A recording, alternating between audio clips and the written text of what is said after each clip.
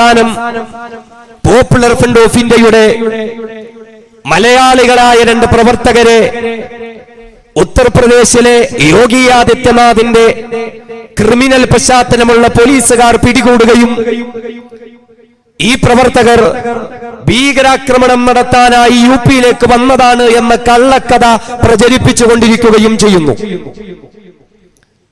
കോഴിക്കോട് വടകര സ്വദേശിയായ ഫിറോസ് എന്ന ഒരു സഹോദരനെയും പത്തനംതിട്ട പന്തളം സ്വദേശിയായ അൻഷാദ് എന്ന സഹോദരനെയുമാണ് യുപിയിലെ പോലീസ് തട്ടിക്കൊണ്ടുപോയി 5 ദിവസത്തോളം നിയമവിരുദ്ധ തടങ്ങളിൽ വെച്ച് അതിക്രൂരമായവരെ പീഡിപ്പിച്ച്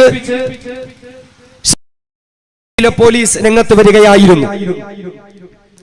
എന്നിട്ട് അവരുടെ കയ്യിൽ നിന്ന് പിടിച്ചെടുക്കപ്പെട്ട വസ്തുക്കൾ എന്ന് പറഞ്ഞുകൊണ്ട് എന്തെല്ലാമാണ് യുപി പോലീസ് പ്രദർശിപ്പിക്കുകയും വാർത്താ സമ്മേളനത്തിൽ വിവരിക്കുകയും ചെയ്തിട്ടുള്ളത്.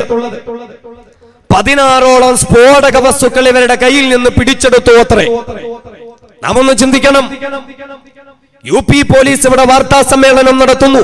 പക്ഷേ കഴിഞ്ഞ ഫെബ്രുവരി 11-ാം തീയതി ബീഹാറിലെ കത്തിഹാറിലെ റെയിൽവേ സ്റ്റേഷനിൽ നിന്ന് ട്രെയിനിലേക്ക് കയറുന്ന ഈ 2 മലയാളികളായ ചെറുപ്പക്കാരുടെ കൈവശവും അവരുടെ വസ്ത്രങ്ങൾ സൂക്ഷിച്ചിരിക്കുന്ന ബാഗിനപ്പുറം സ്ഫോടക വസ്തുക്കൾ നിറച്ച ഒന്നും കണ്ടെത്തുവാനോ തെളിവുകൾ ഹാജരാക്കുവാനോ ഇന്നേ വരെ യുപി പോലീസിനെ കൊണ്ട് സാധ്യമായിട്ടില്ല. എന്ന് മാത്രമല്ല, പോപ്പുലർ ഫ്രണ്ട് ഓഫ് ഇന്ത്യയുടെ പ്രവർത്തകർ തീവണ്ടിയിലൂടെ സ്ഫോടക വസ്തുക്കൾ കൊണ്ടുപോയി എന്ന് പറഞ്ഞാൽ അത് വിശ്വസിക്കാൻ ഈ രാജ്യത്തെ വിവരമില്ലാത്ത RSSകാർ തയ്യാറായേക്കും. പക്ഷേ രാജ്യത്തെ ജനങ്ങൾ തയ്യാറല്ല.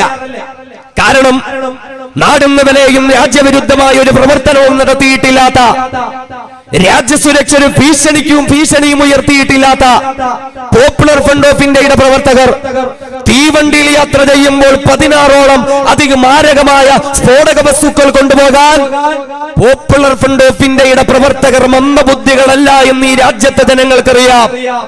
പിന്നെ ആരാണത് ചെയ്തിട്ടുള്ളത്? നമ്മുടെ ഈ കേരളത്തിൽ പോലും ഏകദേശം ഒരാഴ്ചക്കിടയിലുള്ള വാർത്തകൾ അന്വേഷിച്ചാൽ നമുക്ക് മനസ്സിലാകും. ദുർഗാവാഹിനിയുമായി ബന്ധപ്പെട്ടിട്ടുള്ള ഒരു സ്ത്രീ ഉൾപ്പെടെ കോഴിക്കോടും പാലക്കാടും എറണാകുളത്ത് പറവൂരും സ്ഫോടക വസ്തുക്കളും ആയുധങ്ങളും കൈവശം വയ്ക്കുകയും അതുമായി പലയിടങ്ങളിലേക്കും യാത്ര ചെയ്യുകയും ചെയ്തപ്പോൾ കേരളത്തിലെ പോലീസ് പിടികൂടുകയുണ്ടായി. കലാപങ്ങൾ നടത്തുവാൻ വേണ്ടിയിട്ട് സംഘപരിവാരമാണ് ഈ രാജ്യത്തെ സ്ഫോടക വസ്തുക്കൾ അനധികൃതമായി ഉപയോഗിച്ചുകൊണ്ടിരിക്കുന്നത്. സംഘപരിവാരമാണ് ഈ രാജ്യത്തിന്റെ സുരക്ഷയ്ക്ക് ഭീഷണിയായിക്കൊണ്ടിരിക്കുന്നത്. നാളൊന്നുവരെയും ഒരു പോപ്പുലർ ഫ്രണ്ട് ഓഫ് ഇന്ത്യയുടെ ഒരു പ്രവർത്തകനെ പോലും ഇപ്രവർത്തനത്തിൽ കൃത്യമായ രേഖകളോടുകൂടി പിടികൂടാൻ പറ്റിയിട്ടില്ല. യുപി പോലീസ് പറയുന്നു 16ഓളം സ്ഫോടക വസ്തുക്കൾ ഇവരുടെ കയ്യിൽ നിന്ന് പിടിച്ചെടുത്തു അത്രേ. പിന്നെ ഡിറ്റനേറ്ററുകൾ, ഇതൊക്കെ ഇങ്ങനെ പറഞ്ഞു പൊലിപ്പിക്കുകയാണ്. തീവ്രവാദ കേസുകളിലും ഭീകരവാദ കേസുകളിലും ഒക്കെ ആരെങ്കിലും ഒക്കെ എവിടെ നിന്ന് പിടികൂടിയാൽ ഉടൻ തന്നെ പോലീസ് നിരത്തുന്നത് ഇങ്ങനെയുള്ള കാര്യകാരണങ്ങളൊക്കെയാണല്ലോ. ഡിറ്റനേറ്ററുകൾ ഉണ്ടായിരുന്നു, അവരുടെ കൈവശം തോക്കുകൾ ഉണ്ടായിരുന്നു, വെടിയുണ്ടകൾ ഉണ്ടായിരുന്നു. നമ്മൾ ചിന്തിക്കണം, ഒരു റെയിൽവേ സ്റ്റേഷൻ എന്ന് പറഞ്ഞാൽ സാധാരണ നമ്മുടെ ഇവിടെ കരുനാഗപ്പള്ളിയിൽ അല്ലെങ്കിൽ കൊല്ലത്തെ റെയിൽവേ സ്റ്റേഷനുകളിലേക്ക് പോലും ഇപ്രകാരം മാരക ആയുധങ്ങളുമായി ആരെങ്കിലും കടന്നു വന്നാൽ അവരെ പിടികൂടാനുള്ള സംവിധാനങ്ങൾ ഒരുക്കേണ്ടുന്നത് റെയിൽവേ പോലീസിന്റെ ഉത്തരവാദിത്തമാണ്. പലയിടങ്ങളിലും അതിനു വേണ്ടിയിട്ടുള്ള സംവിധാനങ്ങളുമുണ്ട് എന്നിരിക്കെ ഈ പ്രസ്ഥാനത്തിന്റെ പ്രവർത്തകർ യാതൊരുവിധ ഗൗരവമില്ലാതെ നിസാരമായിട്ട് പോലീസിന്റെ കണ്ണിൽപ്പെടുന്ന നിലയിൽ ഇതൊക്കെ അങ്ങ് കൊണ്ടുപോയെന്ന് പറഞ്ഞാൽ വിവരമുള്ളവർക്ക് വിശ്വസിക്കാൻ ബുദ്ധിമുട്ടുള്ള കാര്യമാണ്. ഇതൊക്കെ ഇവരുടെ കയ്യിൽ നിന്ന് കണ്ടെടുത്തു. 12 റെയിൽവേ ടിക്കറ്റുകൾ.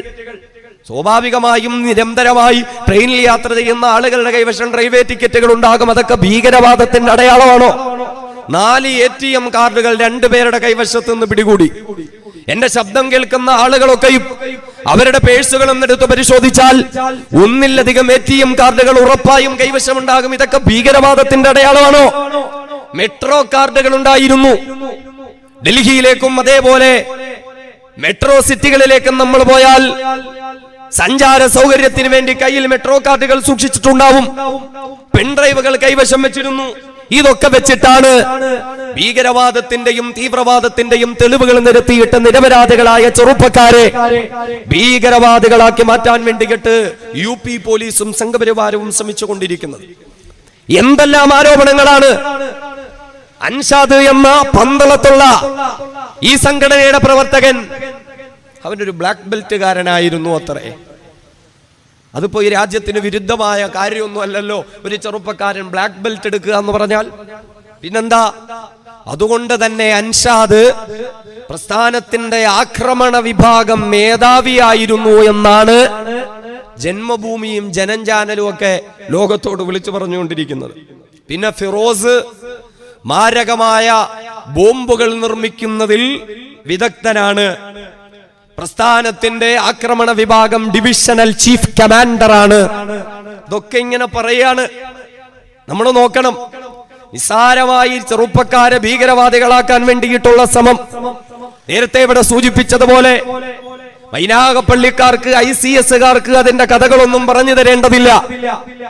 ഈ നാടിന്റെ മുത്തായ കേരളക്കാരുടെ ഹൃദയത്തിന്റെ സ്പന്ദനം തിരിച്ചറിഞ്ഞുകൊണ്ട് ഇതുപോലെ എത്രയോ രാവുകളിൽ മതപ്രഭാഷണ വേദികളിലും പൊതുപ്രഭാഷണ വേദികളിലുമൊക്കെ തീതുപ്പുന്ന പ്രഭാഷണം നടത്തിയ നമ്മുടെ പ്രിയപ്പെട്ടവനായ ബഹുമാന്യനായ അബ്ദുൽ നാസർ മഅദനി, നിരപരാധിയായ വികലാംഗനായ രോഗിയായ പൊതുപ്രവർത്തകനായ മതപ്രഭാഷകനായ അബ്ദുൽ നാസർ മഅദനിയെ ഒരൊറ്റ രാത്രി കൊണ്ട് ഭീകരവാദിയാക്കാൻ സംഘപരിവാര അനുകൂല പോലീസിനും അന്വേഷണ ഉദ്യോഗസ്ഥർക്കും കൂടെ സാധ്യമായിട്ടുണ്ട്.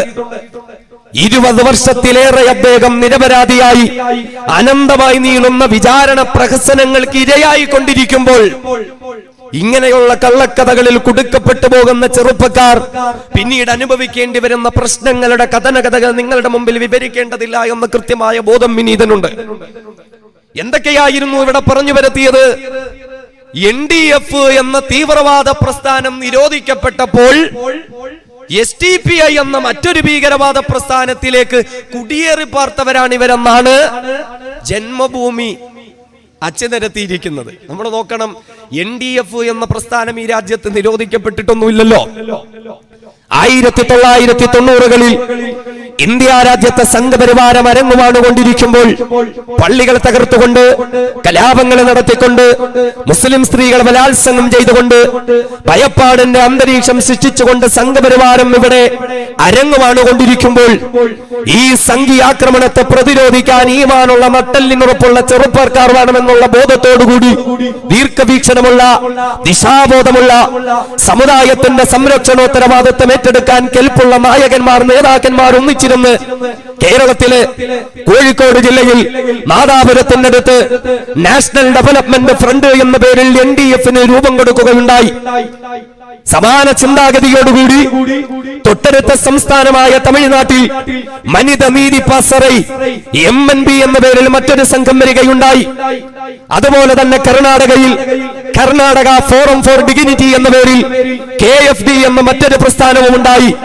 എന്നാൽ നാളുകൾക്ക് ശേഷം സമാന ചിന്താഗതിക്കാരായ ഈ 3 പ്രസ്ഥാനങ്ങളും NDFും MNBയും KFDയും ഒന്നു ചേർന്ന് പോപ്പുലർ ഫ്രണ്ട് ഓഫ് ഇന്ത്യയായി മാറുകയും രാജ്യത്തിന്റെ 17-ലധികം സംസ്ഥാനങ്ങളിൽ കൃത്യമായി പ്രവർത്തിച്ചു കൊണ്ടിരിക്കുകയും ചെയ്യുമ്പോൾ NDF എന്ന പ്രസ്ഥാനം ഈ രാജ്യത്ത് ഇന്നുവരെയും നിരോധിക്കപ്പെട്ടിട്ടില്ല. അത് പോപ്പുലർ ഫ്രണ്ടായി വളർന്നു വലുതാവുകയായിരുന്നു. അവർ NDF നിരോധിച്ചപ്പോൾ SDPയിലേക്ക് ചേർന്നു അത്രേ. എന്താ SDPI?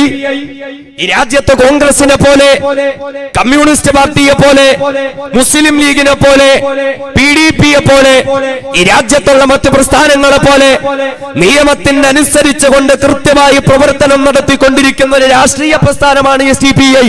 പക്ഷേ 2 ചെറുപ്പക്കാരെ പിടികൂടിയിട്ട് അവരിലൂടെ എത്ര പ്രസ്ഥാനങ്ങളെയാണ് വലിച്ചിടച്ചു കൊണ്ടുവരുന്നത്, എത്ര പ്രസ്ഥാനങ്ങളെയാണ് ഭീകരവൽക്കരിച്ചു കൊണ്ടിരിക്കുന്നത് എന്ന് മാത്രമല്ല, ഈ പ്രവർത്തകർ കേരളത്തിൽ നിന്ന് ബംഗ്ലാദേശിലേക്ക് പോയി അവിടെ പോയി ഭീകരവാദത്തിന്റെ പാഠങ്ങൾ പഠിച്ചിട്ട് വസന്ത പഞ്ചമിക്ക് ആക്രമണം നടത്താൻ വേണ്ടി വന്നതായിരുന്നു അത്രേ.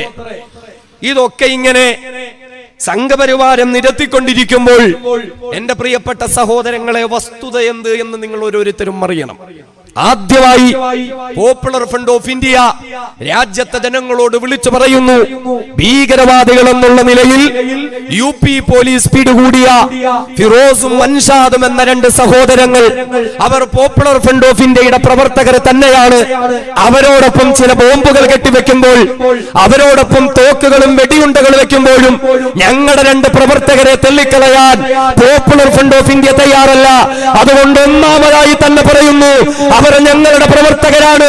ഇൻഷാ അല്ലാഹ് അവരുടെ മോചനത്തിന് വേണ്ടിയിട്ടുള്ള നിയമപരമായ പോരാട്ടങ്ങൾ നടത്തി UP പോലീസിന്റെ കരാളഹസ്തങ്ങളിൽ നിന്നവർക്ക് മോചനം കൊടുത്ത് കേരളത്തിന്റെ മണ്ണിൽ അവർ കാലുകുത്തുന്നത് വരെയും പോപ്പുലർ ഫ്രണ്ട് ഓഫ് ഇന്ത്യ ഇൻഷാ അല്ലാഹ് വിശ്രമമില്ലാത്ത പോരാട്ടം നടത്തുക തന്നെ ചെയ്യും.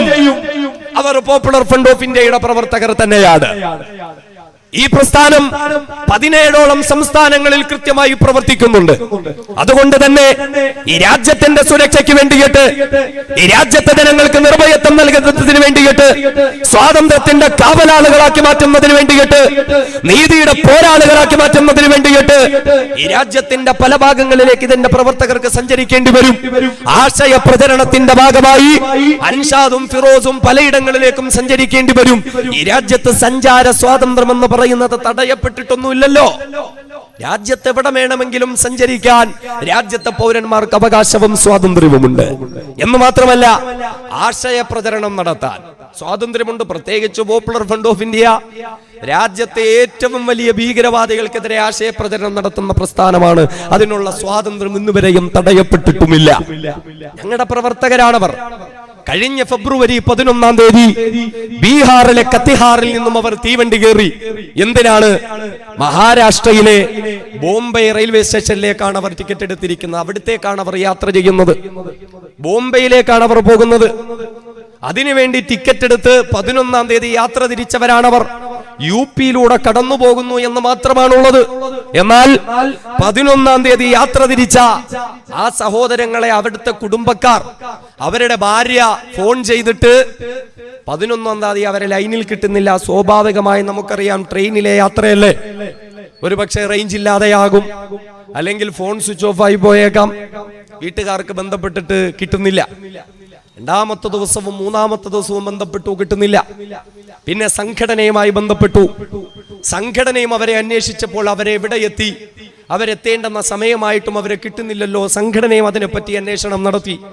അവസാനം ഈ സഹോദരന്മാരുടെ കുടുംബം ഫെബ്രുവരി 15-ാം തീയതി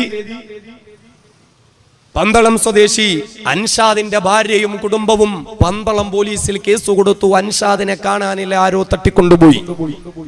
തൊട്ടടുത്ത ദിവസം 16-ാം തീയതി ഫിറോസിന്റെ കുടുംബവും വടകരയിൽ കേസ് കൊടുത്തു, ഫിറോസിനെ കാണാനില്ല എന്ന് പറഞ്ഞുകൊണ്ട്. നമ്മൾ ഓർക്കണം, ഈ കുടുംബം പരാതി കൊടുക്കുകയും പോപ്പുലർ ഫ്രണ്ട് ഓഫ് ഇന്ത്യ കൃത്യമായ നിയമ നടപടികൾക്ക് ഒരുങ്ങുകയും ചെയ്തു എന്നറിഞ്ഞത് കൊണ്ട് മാത്രം പോപ്പുലർ ഫ്രണ്ട് ഡേ ആഘോഷിക്കുന്ന ഫെബ്രുവരി 17-ന് ഒരു ദിവസം മുമ്പ് UP പോലീസ് പത്രസമ്മേളനം നടത്താൻ നിർബന്ധിതരായി. ഇവർ 2 പേരും ഞങ്ങളുടെ കസ്റ്റഡിയിലുണ്ട്. ആയുധങ്ങളുമായി ഇവർ പിടിക്കപ്പെട്ടു. ഇവർ ബോംബ് സ്ഫോടനം നടത്താൻ വേണ്ടിയിട്ട് വന്നതാണ്. അതല്ല എങ്കിൽ എന്താകുമായിരുന്നു ഇവിടെ കാണേണ്ടി വരുന്നത്? പലപ്പോഴും UPയിലും മറ്റ് പലയിടങ്ങളിലും നാം കാണുകയും കേൾക്കുകയും ചെയ്യുന്നത് പോലെ 5 ദിവസം നിയമവിരുദ്ധ കസ്റ്റഡിയിൽ വെച്ചുകൊണ്ട് പീഡിപ്പിക്കപ്പെട്ട ഈ ചെറുപ്പക്കാർ പിന്നീട് ഏതെങ്കിലും ഒരു പട്ടാപ്പകലിൽ തിരക്കേറി ഏതെങ്കിലും റോഡിന്റെ ഭാഗത്തോ, അല്ലെങ്കിൽ ഏതെങ്കിലും ഹോട്ടലിന്റെയോ കെട്ടിടങ്ങളുടെ ഉള്ളിലോ, അല്ലെങ്കിൽ ആളൊഴിഞ്ഞതായ ഏതെങ്കിലും മരുപ്പറമ്പിലോ കാട്ടിലോ UP പോലീസിന്റെ പീഡനങ്ങൾ ഏറ്റുവാങ്ങി നെഞ്ചത്ത് വെടിയുണ്ട ഏറ്റുവാങ്ങി മരിച്ചു വീഴുകയും ഇവർ ആക്രമിക്കാൻ വന്നവരാണ്, ഇവരെ ആക്രമിച്ച് കൊലപ്പെടുത്തിയതാണ് എന്ന വ്യാജ ആക്രമണത്തിന്റെ ന്യൂസ് വരികയും അല്ലെങ്കിൽ എൻകൗണ്ടർ കൊലപാതകത്തിന്റെ വാർത്ത വരികയും ചെയ്യുമായിരുന്നു. പക്ഷേ അല്ലാഹു റബ്ബുൽ ഇസ്സത്തിന്റെ മഹത്തായ അനുഗ്രഹം കൊണ്ട് മാത്രം ഈ പ്രസ്ഥാനത്തിന്റെയും അവരുടെ കുടുംബത്തിന്റെയും ഇടപെടൽ കൊണ്ട് UP പോലീസിന് അവരുടെ കസ്റ്റഡിയിൽ ഈ ചെറുപ്പക്കാരുണ്ട് എന്ന് പറഞ്ഞുകൊണ്ട് പത്രസമ്മേളനം നടത്താൻ നിർബന്ധാവസ്ഥയിലെത്തേണ്ടി വന്നു. എന്റെ സഹോദരങ്ങളെ, ഇതാണ് ഇവിടെ നടന്നിരിക്കുന്നതായ വസ്തുത. പക്ഷെ നാം ഒന്ന് തിരിച്ചറിയേണ്ടുന്നത് യു പി പോലീസിന്റെ നേതൃത്വത്തിൽ, യു പിയിലെ ഭരണകൂടത്തിന്റെ നേതൃത്വത്തിൽ അവിടെ നടന്നുകൊണ്ടിരിക്കുന്ന നീതി നിഷേധത്തിന്റെയും മനുഷ്യാവകാശ ലംഘനങ്ങളുടെയും ആക്രമണ പരമ്പരകളുടെയും ഏറ്റവും അവസാനത്തെ ഉദാഹരണം മാത്രമാണ് ഫിറോസിന്റെയും അൻഷാദിന്റെയും അറസ്റ്റും അവരുടെ മേലുള്ള വ്യാജ കുറ്റങ്ങളുമൊക്കെ.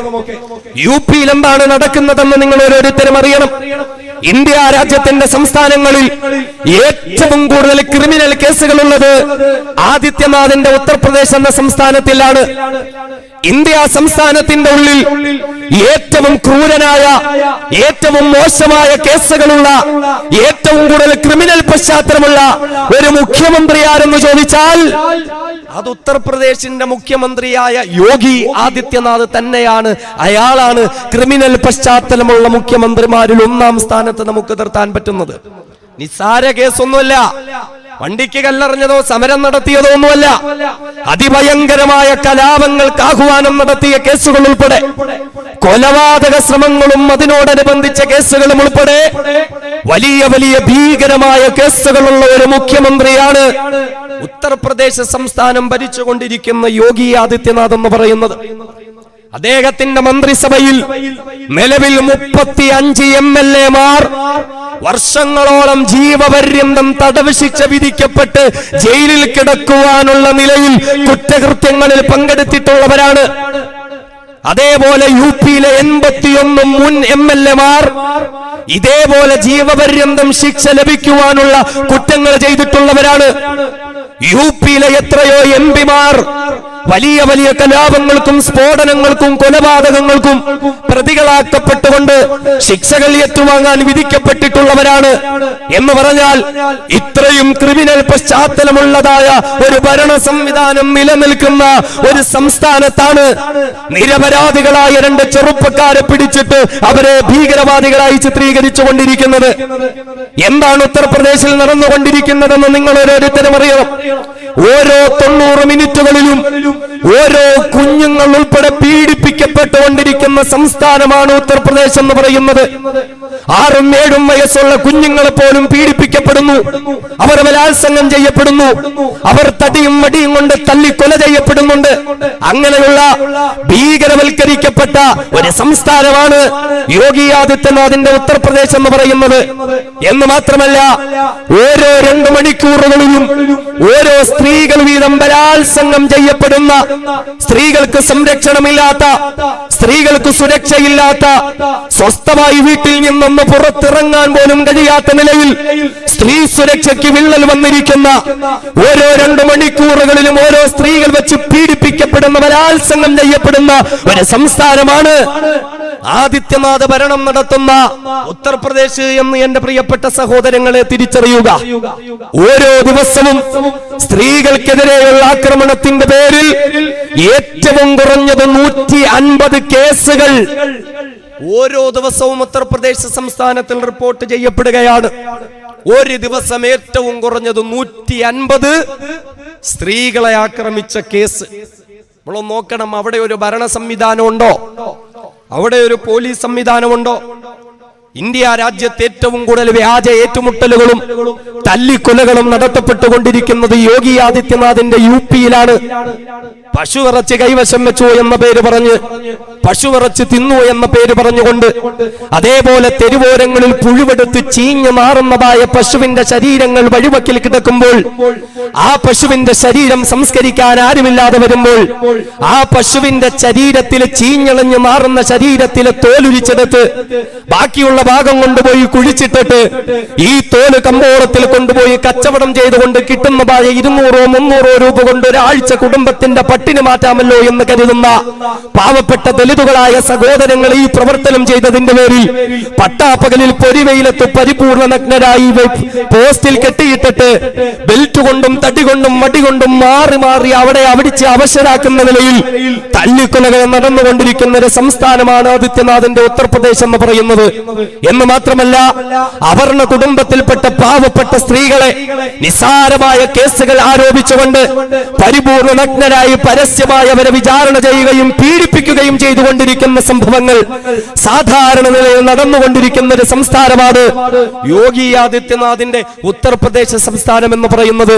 ബലാത്സംഗം ചെയ്യപ്പെടുന്ന ഇരകൾക്ക് നീതി ലഭിക്കുകയില്ല എന്ന് മാത്രമല്ല, ആ ബലാത്സംഗം ചെയ്ത പ്രതികൾക്ക് തങ്ങൾക്കെതിരെ കേസ് കൊടുത്തതായ ഇരകളെ വകവരുത്തുവാനും നശിപ്പിക്കുവാനുമുള്ള അവസരങ്ങൾ ഉണ്ടാക്കി കൊടുക്കുന്നതായ ഒരു ഭരണ സംവിധാനമാണ് ആദിത്യനാഥിന്റെ ഉത്തർപ്രദേശിൽ നിന്നും നിലനിന്നുകൊണ്ടിരിക്കുന്നത്.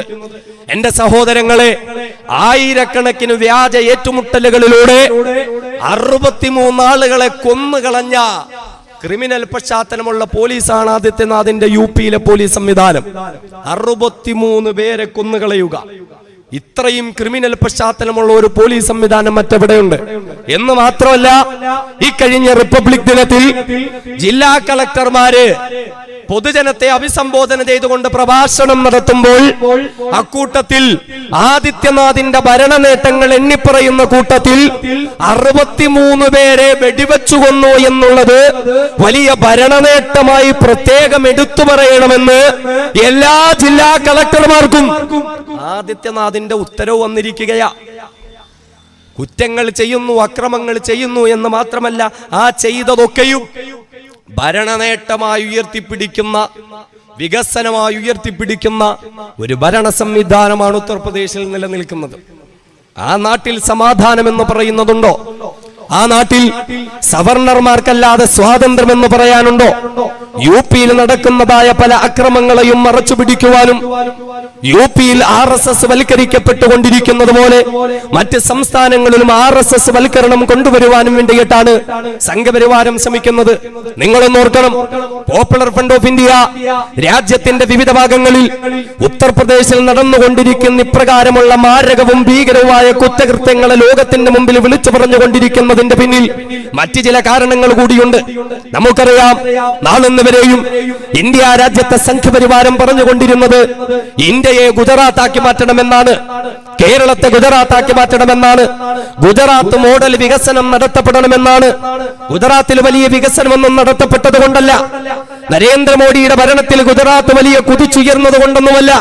ജപ്പാനിലെയും അമേരിക്കയിലും മന്ത്രിമാര് ഗുജറാത്ത് സന്ദർശിക്കാൻ വേണ്ടി വരുമ്പോൾ വഴിവക്കുകളിൽ കയറിക്കിടക്കാൻ കിടക്കാടും പോലും ഇല്ലാതെ ബെഡ്ഷീറ്റ് വലിച്ചു കെട്ടി ടെന്റ് കെട്ടി കിടക്കുന്ന പാവങ്ങളെ അവരെ കണ്ണിൽപ്പെടാതിരിക്കാൻ വലിയ ഫ്ലെക്സുകൾ കൊണ്ട് മറച്ചു പിടിച്ച ഗുജറാത്തിൽ ഈ പറയുന്നത് പോലെ വികസനങ്ങൾ നടന്നിട്ടില്ല. പക്ഷേ സംഘപരിവാരം ലക്ഷ്യം വെക്കുന്ന ഗുജറാത്ത് മോഡൽ എന്ന് പറഞ്ഞാൽ നിസാരമായ വിഷയങ്ങൾ ഉയർത്തിക്കൊണ്ടുവന്ന കലാപങ്ങൾ നടത്തി, പരിപൂർണ ഗർഭിണിയെ വയറുകീറിക്കൊന്ന കലാപങ്ങൾ, പിഞ്ചു കുഞ്ഞുങ്ങളെ ബലാത്സംഗം ചെയ്തു കൊന്ന കലാപങ്ങൾ, പള്ളികളും മദ്രസകളും തകർത്ത് കളഞ്ഞ, പാവപ്പെട്ട സ്ത്രീകളെ ബലാത്സംഗം ചെയ്ത, പാവപ്പെട്ടവരെ വെട്ടിയും മടിച്ചും കൊന്നും തീയിട്ട് കരിച്ചു കളഞ്ഞതായ നരേന്ദ്രമോദിയുടെ മോഡലിലുള്ള കലാപങ്ങൾ ഇന്ത്യയിൽ നടത്തിക്കൊണ്ടുവന്ന് ഇന്ത്യയിലെ മുസ്ലിമുകളെ രാജ്യത്ത് നിന്നും പുറത്താക്കാൻ വേണ്ടിയിട്ടുള്ള ശ്രമങ്ങൾ മാത്രമാണ് ഗുജറാത്ത് മോഡൽ എന്ന് പറഞ്ഞുകൊണ്ട് സംഘപരിവാരം ഈ രാജ്യത്ത് നടപ്പിലാക്കാൻ ശ്രമിക്കുന്നത്. പക്ഷേ നാം അറിയുക, ഇപ്പൊ ഗുജറാത്ത് മോഡൽ എന്നുള്ളത് സംഘപരിവാരം മാറ്റിയിരിക്കുന്നു. ഇനി അടുത്ത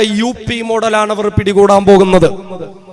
യുപി മോഡൽ, ആദിത്യനാഥിന്റെ ഭരണ സംവിധാനം. വർഗീയത കൊണ്ട് കൂറുതെളിയിക്കുന്നവർക്കൊക്കെ പ്രധാനമന്ത്രി പദവും അവർക്കൊക്കെ ആഭ്യന്തര വകുപ്പും മറ്റ് സ്ഥാനമാനങ്ങളും ഒക്കെ സംഘപരിവാരം ഒഴിച്ചിടുമ്പോ ഇന്ത്യ രാജ്യത്തിന്റെ അടുത്ത പ്രധാനമന്ത്രി സ്ഥാനാർത്ഥിയായി ഉയർത്തിക്കൊണ്ടുവരാൻ പോകുന്നത് രൂപം കൊണ്ടും ഭാവം കൊണ്ടും പ്രവർത്തനം കൊണ്ടും സ്വഭാവം കൊണ്ടും സംസ്കാരം കൊണ്ടും ഏറ്റവും വലിയ വർഗീയവാദി എന്ന് തെളിയിച്ചുകൊണ്ടിരിക്കുന്ന യുപിയിലെ യോഗി ആദിത്യനാഥ് തന്നെയാണ്. അതുകൊണ്ടാണ് കേരളത്തിൽ BJPയുടെ സുരേന്ദ്രൻ നയിക്കുന്നതായ വിജയ് യാത്ര എന്ന പേരിൽ ഒരു യാത്ര കാസർഗോട്ട് നിന്ന് തുടക്കം കുറിച്ചപ്പോൾ അത് ഉദ്ഘാടനം ചെയ്യാൻ യുപി മുഖ്യമന്ത്രിയായ യോഗി ആദിത്യനാഥിനെ കൊണ്ടുവന്നത് കേരളത്തിൽ യുപി മോഡലാണ് ഇനി നടപ്പിലാക്കാൻ പോകുന്നത്. കലാപങ്ങളിലൂടെയും കലാപ ആഹ്വാനങ്ങളിലൂടെയും ഇത് തിരിച്ചറിഞ്ഞുകൊണ്ട് യോഗി ആദിത്യനാഥ് കേരളത്തിന്റെ മണ്ണിൽ കാലുകുത്തുമ്പോൾ താങ്കൾ ഇവിടെ കാലുകുത്താൻ പാടില്ല, യോഗി ആദിത്യനാഥ് കേരളം വിട്ടു പോവുക എന്ന് പറഞ്ഞ് നെഞ്ചുവിരിച്ച് പട്ടാപ്പകൽ അയാൾക്കെതിരെ സമരം നടത്താൻ ആർജവം കാണിച്ച ഒരേ ഒരു പ്രസ്ഥാനം കേരളത്തിൽ ഉണ്ടായി എങ്കിൽ അത് പോപ്പുലർ ഫ്രണ്ട് ഓഫ് ഇന്ത്യ മാത്രമായിരുന്നു എന്ന് അഭിമാനബോധത്തോടു കൂടി നിങ്ങളോട് വിളിച്ചു പറയാൻ ആഗ്രഹിക്കുകയാണ്. കാരണം അതിന്റെ അപകടം ഈ പ്രസ്ഥാനം തിരിച്ചറിഞ്ഞതുകൊണ്ടാണ്. എന്താ സഹോദരങ്ങളെ യോഗി ആദിത്യനാഥിന്റെ യുപിയിൽ നടന്നുകൊണ്ടിരിക്കുന്നത്? നമുക്കറിയാം, രാജ്യം മുഴുവനും NRC CAA വിരുദ്ധ സമരങ്ങൾ നടത്തപ്പെടുകയുണ്ടായി. പല സംസ്ഥാനങ്ങളിലും പല നിലയിലും നടക്കുകയുണ്ടായി. അതിൽ രാജ്യത്തിനു പുറത്തുപോലും കടന്ന് ലോകസഭയെ ആകർഷിച്ച സമരങ്ങളായിരുന്നു യോഗി ആദിത്യനാഥിന്റെ ഉത്തർപ്രദേശിൽ നടന്നിരുന്നത്. സമാധാനപരമായി നടത്തപ്പെട്ടുകൊണ്ടിരുന്ന ആ സമരങ്ങളെ ഉത്തർപ്രദേശ് സർക്കാരും പോലീസും എങ്ങനെയാണ് നേരിട്ടിരുന്നത്? പാവപ്പെട്ട സമാധാനപരമായി നടന്നുപോയിരുന്ന സമരങ്ങളിൽ പങ്കെടുത്ത ആളുകളെ അതിക്രൂരമായ നിലയിൽ UP പോലീസ് നേരിടുകയും 23 നിരപരാധികളായ മുസ്ലിമുകളെ അവർ വെടിവെച്ചു കൊല്ലുകയും ചെയ്യുകയുണ്ടായി. UPയിൽ നിരപരാധികളെ അതിക്രൂരമായി വെടിവെച്ച് കൊന്നുകളയുക എന്ന് മാത്രമല്ല, ഈ കൊല്ലപ്പെട്ടവരുടെ മയ്യത്തുകൾ ഒറ്റവർക്കോ ഉടയവർക്കോ വിട്ടുകൊടുക്കാതെ, അവസാനമൊന്ന് കാണാൻ പോലുമുള്ള സാഹചര്യമൊരുക്കാതെ ഈ ജനാസകൾ UPയിലെ യോഗിയുടെ സംഘി പോലീസ് രാത്രിയുടെ നിശബ്ദതയിൽ എവിടേക്കോ കൊണ്ടുപോയി സംസ്കരിച്ച് നശിപ്പിച്ചു കളയുകയായിരുന്നു. ഇനി പരിക്ക് പറ്റിയ ആരെങ്കിലും ഹോസ്പിറ്റലുകളിലേക്ക് ചികിത്സ തേടി വന്നാൽ NRC വിരുദ്ധ സമരങ്ങളിൽ പങ്കെടുത്ത ഒരാളെയും ഹോസ്പിറ്റലുകളിൽ അഡ്മിറ്റ് ചെയ്യാൻ പാടില്ല എന്ന് സർവ്വ ഹോസ്പിറ്റലുകളിലേക്കും UP പോലീസ് ഉത്തരവിറക്കുകയുണ്ടായി. ഇനി ആരെയെങ്കിലും ഈ ഉത്തരവ് മറികടന്നുകൊണ്ട് അഡ്മിറ്റ് ചെയ്താൽ അടുത്ത നിമിഷം ആ ഹോസ്പിറ്റൽ പൂട്ടേണ്ടി വരും. നമ്മളൊന്ന് ഓർത്തുവൊക്കെ, ഒരു രാജ്യത്തെ പോലീസ് സംവിധാനം. എന്നിട്ട് ഇനി ആർക്കെങ്കിലും അഡ്മിറ്റ് ആവണമെങ്കിൽ അവർ എഴുതി ഒപ്പിട്ട് നൽകണം, ഞങ്ങൾക്കൊരു പരാതിയുമില്ല, ഇവിടുത്തെ പോലീസ് ഞങ്ങളെ വെടിവെച്ചിട്ടില്ല, ഇവിടുത്തെ ഭരണകൂടം ഞങ്ങളെ ഒന്നും ചെയ്തിട്ടില്ല, ഇവിടുത്തെ RSS ഞങ്ങളെ ഒന്നും ചെയ്തിട്ടില്ല എന്ന് പറഞ്ഞ് എഴുതി ഒപ്പിട്ട് കൊടുക്കണമായിരുന്നത്രേ. കണ്ണിൽ കണ്ടവർക്കെല്ലാം എതിരെ കേസാണ്. ഒരു ദിവസം 1 ലക്ഷം FIR ഉൾപ്പെടെയാണ് UP പോലീസ് NRC വിരുദ്ധ സമരത്തിൽ പങ്കെടുത്തവർക്കെതിരെ എടുത്തത്. ഒരു ദിവസം 1 ലക്ഷം കേസ് വീതം. കേസെടുത്തിട്ട് എന്ത് ചെയ്യും? ഇവരുടെ ഫോട്ടോ പതിപ്പിച്ച പോസ്റ്ററുകൾ നാട് മുഴുവൻ ഒത്തിക്കും. ഇവരെ ഭീകരവാദികളാക്കും, ഇവരെ തീവ്രവാദികളാക്കും, ഇവരെ പിടികിട്ടാപ്പുള്ളികളാക്കും. എന്നിട്ട് ഇവരുടെ വീടുകളിലേക്കും സ്ഥാപനങ്ങളിലേക്കും വന്നിട്ട് കൊള്ളയടിക്കും. പോലീസുകാരും RSSകാരും ഇവരുടെ സമ്പത്ത് മുഴുവനും പിടിച്ചെടുക്കും. വർഷങ്ങളോളം അധ്വാനിച്ച് പ്രിയപ്പെട്ട മക്കളുടെ കല്യാണത്തിന് വേണ്ടി സ്വരൂപിച്ചു വെച്ച പണവും പണ്ടവും ഉൾപ്പെടെ കോടാനുകോടി രൂപയാണ് യോഗിയുടെ പോലീസും RSSകാരും വീടുകളിൽ നിന്ന് പിടിച്ചെടുത്തു കൊണ്ടുപോയിട്ടുള്ളത്. ഇങ്ങനെയെല്ലാം NRC വിരുദ്ധ സമരത്തിൽ പങ്കെടുത്തവരെ പീഡിപ്പിക്കുക. പിന്നെ നാളുകൾക്ക് ശേഷം ഇവരെ അറസ്റ്റ് ചെയ്യും. അറസ്റ്റ് ചെയ്തിട്ടെന്താ? പോലീസിന്റെ ബാരക്കിലേക്ക് 180ഉം 200ഉം ആളുകളെ തിരികെ കയറ്റും. സ്റ്റേഷനിൽ കൊണ്ടുപോയി പേരിനൊരു നടപടിയെല്ലാം കഴിഞ്ഞിട്ട് സ്റ്റേഷനിലല്ല, തൊട്ടടുത്തുള്ള സ്കൂളുകളിലേക്കോ മറ്റ് കെട്ടിടങ്ങളിലേക്കോ കൊണ്ടുപോയി പാർപ്പിച്ചിട്ട് ഭക്ഷണം കൊടുക്കാതെ അതിക്രൂരമായി പീഡിപ്പിക്കും. ക്ഷീണിച്ച തളർന്നുറങ്ങാൻ പോലും സമ്മതിക്കില്ല. ആരുടെയെങ്കിലും കണ്ണൊന്നടഞ്ഞു പോയാൽ മുഖത്തെ ശക്തമായി പ്രഹരിക്കുകയോ വെള്ളമൊഴിക്കുകയോ ചെയ്യും. തോക്കും ലാത്തിയും കൊണ്ട് അവരെ അടിച്ച് അവരെ ഉണർത്തും. ഇങ്ങനെ അതിക്രൂരമായുള്ള നിലയിൽ അവരെ പീഡിപ്പിക്കുകയും അവരുടെ സ്വത്ത് പിടിച്ചെടുക്കുകയും അവരുടെ സ്വത്തുവകകൾ നശിപ്പിക്കുകയും ചെയ്തുകൊണ്ടാണ് ആദിത്യനാഥിന്റെ UP പോലീസ് NRC CAA വിരുദ്ധ സമരങ്ങളെ നേരിട്ടിരുന്നത്. ഇതിന്റെയൊക്കെ അവസാന ഉദാഹരണം മാത്രമാണ് പോപ്പുലർ ഫ്രണ്ട് ഓഫ് ഇന്ത്യയുടെ 2 പ്രവർത്തകരെ പിടിച്ച് ഭീകരവാദികളാക്കുന്നത്. തീർന്നിട്ടില്ല. രാജ്യത്ത് തല്ലിക്കൊലകൾ നടന്നുകൊണ്ടിരിക്കുന്നത് UPയിലാണ് ഏറ്റവും കൂടുതൽ. തല്ലിക്കൊലകൾ എന്ന് പറയുമ്പോ നമ്മുടെ മനസ്സിലേക്ക് ആദ്യമായി ഓടിയെത്തുന്നത് ഇന്ത്യ രാജ്യത്തിന്റെ ചരിത്രത്തിൽ ആദ്യമായി നടന്ന ഏറ്റവും ഭീകരമായ ഒരു തല്ലിക്കൊലയാണ്. മുഹമ്മദ് അഖ്ലാഖ് എന്ന വയോവൃദ്ധനായ മനുഷ്യൻ തന്റെ 2 ആൺമക്കളിൽ ഒരാളെ ഈ രാജ്യത്തിന്റെ പട്ടാള സേവനത്തിന് വേണ്ടി അയച്ചിരുന്ന മുഹമ്മദ് അഖ്ലാഖ് ഒരു ദിവസം പള്ളിയിൽ നിന്ന് നിസ്കാരം കഴിഞ്ഞ് വീട്ടിലേക്ക് വരുമ്പോൾ മാർക്കറ്റിൽ ആട്ടിന്റെ ഇറച്ചി വിൽപ്പന നടത്തുന്നതായി അദ്ദേഹം കണ്ടു. തന്റെ വീട്ടുകാർക്കും തന്റെ മകനും ആട്ടിറച്ചി വലിയ ഇഷ്ടമായതുകൊണ്ട് അദ്ദേഹം ആട്ടിറച്ചി വാങ്ങി വീട്ടിൽ കൊണ്ടുവരികയും അല്പമെടുത്ത് പാചകം ചെയ്യാൻ വീട്ടുകാർക്ക് കൊടുത്തിട്ട് ബാക്കിയുള്ളത് അവിടുത്തെ ഫ്രിഡ്ജിൽ സൂക്ഷിക്കുകയും ചെയ്തു. എന്നാൽ ആട്ടിറച്ചി പാചകം ചെയ്യുന്നതിന്റെ ഗന്ധം അന്തരീക്ഷത്തിൽ പടർന്നപ്പോൾ അഖ്ലാഖിന്റെ വീട്ടിൽ ഗോമാതാവിനെ പാചകം ചെയ്യുന്നു എന്ന കള്ളക്കഥ അടുത്തുള്ള ക്ഷേത്രത്തിന്റെ മൈക്കും ഓണും ഉപയോഗിച്ചുകൊണ്ട് സംഘപരിവാരം വിളംബരം ചെയ്യുകയും തടിയും വടിയും കല്ലുകളുമായി സംഘപരിവാർ ഭീകരവാദികൾ അഖ്ലാഖിന്റെ വീട്ടിലേക്ക് കടന്നു വരികയും ചെയ്തു. സഹോദരങ്ങളെ, നാം ഒന്ന് ചിന്തിക്കണം. ഈ രാജ്യത്ത് പശുവിറച്ചി തിന്നുക എന്ന് പറയുന്നത് ഈ രാജ്യത്ത് വലിയ കൊടിയ പാതകമാണോ? ഒരു മനുഷ്യനെ തല്ലിക്കൊന്നുകളയാൻ പറ്റുന്ന ഒരു കൊടിയ പാതകമാണോ പശുവിറച്ചി തിന്നുക എന്ന് പറയുന്നത്? എന്നാൽ ഈ ഭീകരവാദികൾ വീടുകളിലേക്ക് കടന്നു വന്ന് പ്രായമേറിയ മുഹമ്മദ് അഖ്ലാഖിനെ ഭാര്യയുടെയും മക്കളുടെയും മുമ്പിൽ വലിച്ചിറക്കി. തടസ്സം പിടിക്കാൻ പോയ അദ്ദേഹത്തിന്റെ മറ്റൊരു മകനെയും വലിച്ചിറക്കി. കയ്യിൽ കരുന്നിരുന്നതായ തടി കൊണ്ട് തലയ്ക്കും ശരീരത്തും അടിച്ചു. വലിയ വലിയ ബ്ലോക്ക് കട്ടകളെടുത്ത് തലയിലേക്ക് വലിച്ചെറിഞ്ഞു. വീട്ടുകാരുടെ മുമ്പിൽ വെച്ചുകൊണ്ട് പാവം മനുഷ്യനെ അതിക്രൂരമായി തല്ലിക്കൊന്നു കളയുകയും അതിന്റെ പ്രതികളായ ആളുകളുടെ മേൽ നിസ്സാരമായ കുറ്റം ചുമത്തി വെറുതെ വിടുകയും ചെയ്തത് യോഗി ആദിത്യനാഥിന്റെ ഉത്തർപ്രദേശിലാണ്. ദേശത്തെ നമ്മൾ ആരും മറന്നിട്ടുണ്ടാകില്ല. മുസഫർ നഗറിലെ മുസ്ലിം ഭൂരിപക്ഷ പ്രദേശങ്ങളിലേക്ക് ലവ് ജിഹാദ് പറഞ്ഞുകൊണ്ട് യോഗി ആദിത്യനാഥിന്റെ RSSന്റെ തലതെറിച്ച കുട്ടികളും പോലീസുകാരും കയറിയിറങ്ങി, വീടുകൾ കയറിയിറങ്ങി പീഡനങ്ങൾ നടത്തി, ബലാത്സംഗം നടത്തി, പാവങ്ങളെ തല്ലിച്ചതച്ച് വീടുകൾ കയറിയിട്ട് കൊള്ളയടിച്ചിട്ട് അവർ നരനായാട്ടം നടത്തുകയായിരുന്നു മുസഫർ നഗറിൽ. എന്നിട്ട് അതിന്റെ പേരിൽ രജിസ്റ്റർ ചെയ്യപ്പെട്ട കേസുകൾ ഓരോന്നോരോന്നായി യോഗി ആദിത്യനാഥിന്റെ സർക്കാർ ആ കേസ് വെറുതെ വിടുകയും പ്രതികളെ നിരപരാധികളെന്ന് പ്രഖ്യാപിക്കുകയും ചെയ്യുകയാണുണ്ടത്. നമ്മൾ നോക്കണം.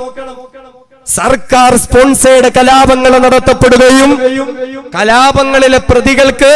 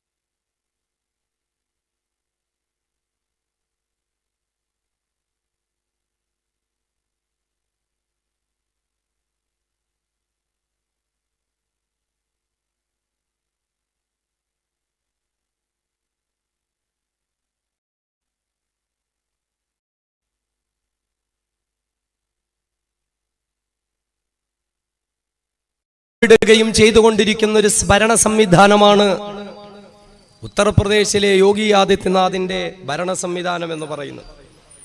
നമുക്കറിയാം, ഒരു ദിവസം UP-യിൽ നിന്ന് ഞെട്ടിക്കുന്ന ഒരു വാർത്ത കേട്ടുകൊണ്ടാണ് നമ്മൾ ഓരോരുത്തരും വാർത്താ മാധ്യമങ്ങളെ സ്വീകരിച്ചത്. അഥവാ യോഗി ആദിത്യനാഥിന്റെ ഗോരഖ്പൂരിൽ ഒരു മെഡിക്കൽ കോളേജിൽ 24-ലധികം നവജാത ശിശുക്കളാണ് ഓക്സിജൻ ലഭിക്കാതെ ശ്വാസം മുട്ടി മരിച്ചുപോയത്. ശ്വാസം മുട്ടി മരിച്ചുപോയെന്നല്ല പറയേണ്ടത്, യോഗി ആദിത്യനാഥ് ശ്വാസം മുട്ടിച്ചവരെ കൊന്നുകളയുകയായിരുന്നു. നമ്മളറിയണം, ഇത് ഒരു സംഭവം മാത്രമല്ല. അതുമായി ബന്ധപ്പെട്ടിട്ടുള്ള അന്വേഷണങ്ങൾ നടത്തുമ്പോൾ ആ ഗോരഖ്പൂർ മെഡിക്കൽ കോളേജിൽ മാത്രം ഒരൊറ്റ മാസം 415 കുഞ്ഞുങ്ങളാണ് ശ്വാസം കിട്ടാതെ മരിച്ചുപോയത്. ഇയാളെ മനുഷ്യനെന്ന് പറയാൻ പറ്റുമോ? ഇയാളെ ഒരു മനുഷ്യനെന്ന് പറയാൻ പറ്റുമോ?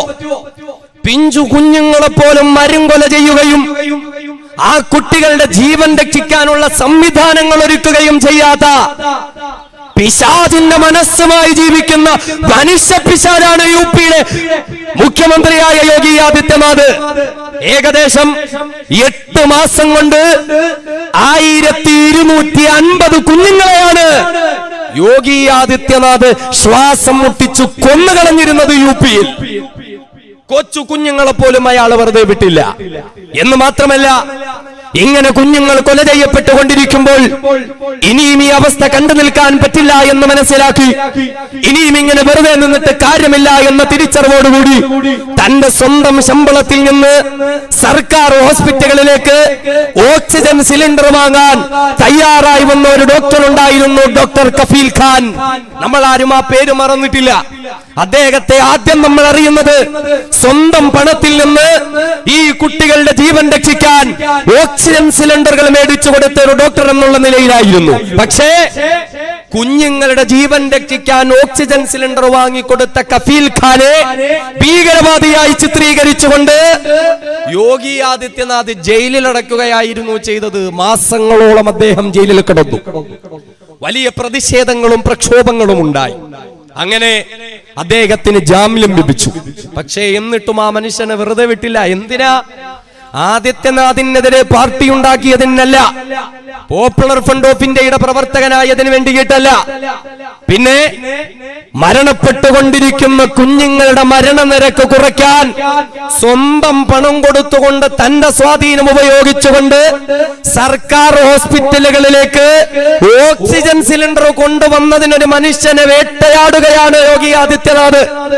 NRC വിരുദ്ധ സമരം വന്നപ്പോൾ അലിഗഡ് മുസ്ലിം യൂണിവേഴ്സിറ്റിയിൽ നടത്തപ്പെട്ട ഒരു പരിപാടിയിൽ അദ്ദേഹം രാജ്യസുരക്ഷയ്ക്കെതിരായി പ്രഭാഷണം നടത്തി എന്ന പേര് പറഞ്ഞുകൊണ്ട് ഡോക്ടർ കഫീൽ ഖാനെ വീണ്ടും യോഗി ആദിത്യനാഥ് ജയിലിൽ അടയ്ക്കുകയായിരുന്നു. 7 മാസം അദ്ദേഹത്തെ ജയിലിലിട്ടു. ജയിലിൽ കിടന്നുകൊണ്ട് ജയിൽ അനുഭവങ്ങൾ വിവരിച്ചുകൊണ്ട് കഫീൽ ഖാൻ തന്റെ സഹോദരൻ ഒരു കത്തെഴുതി.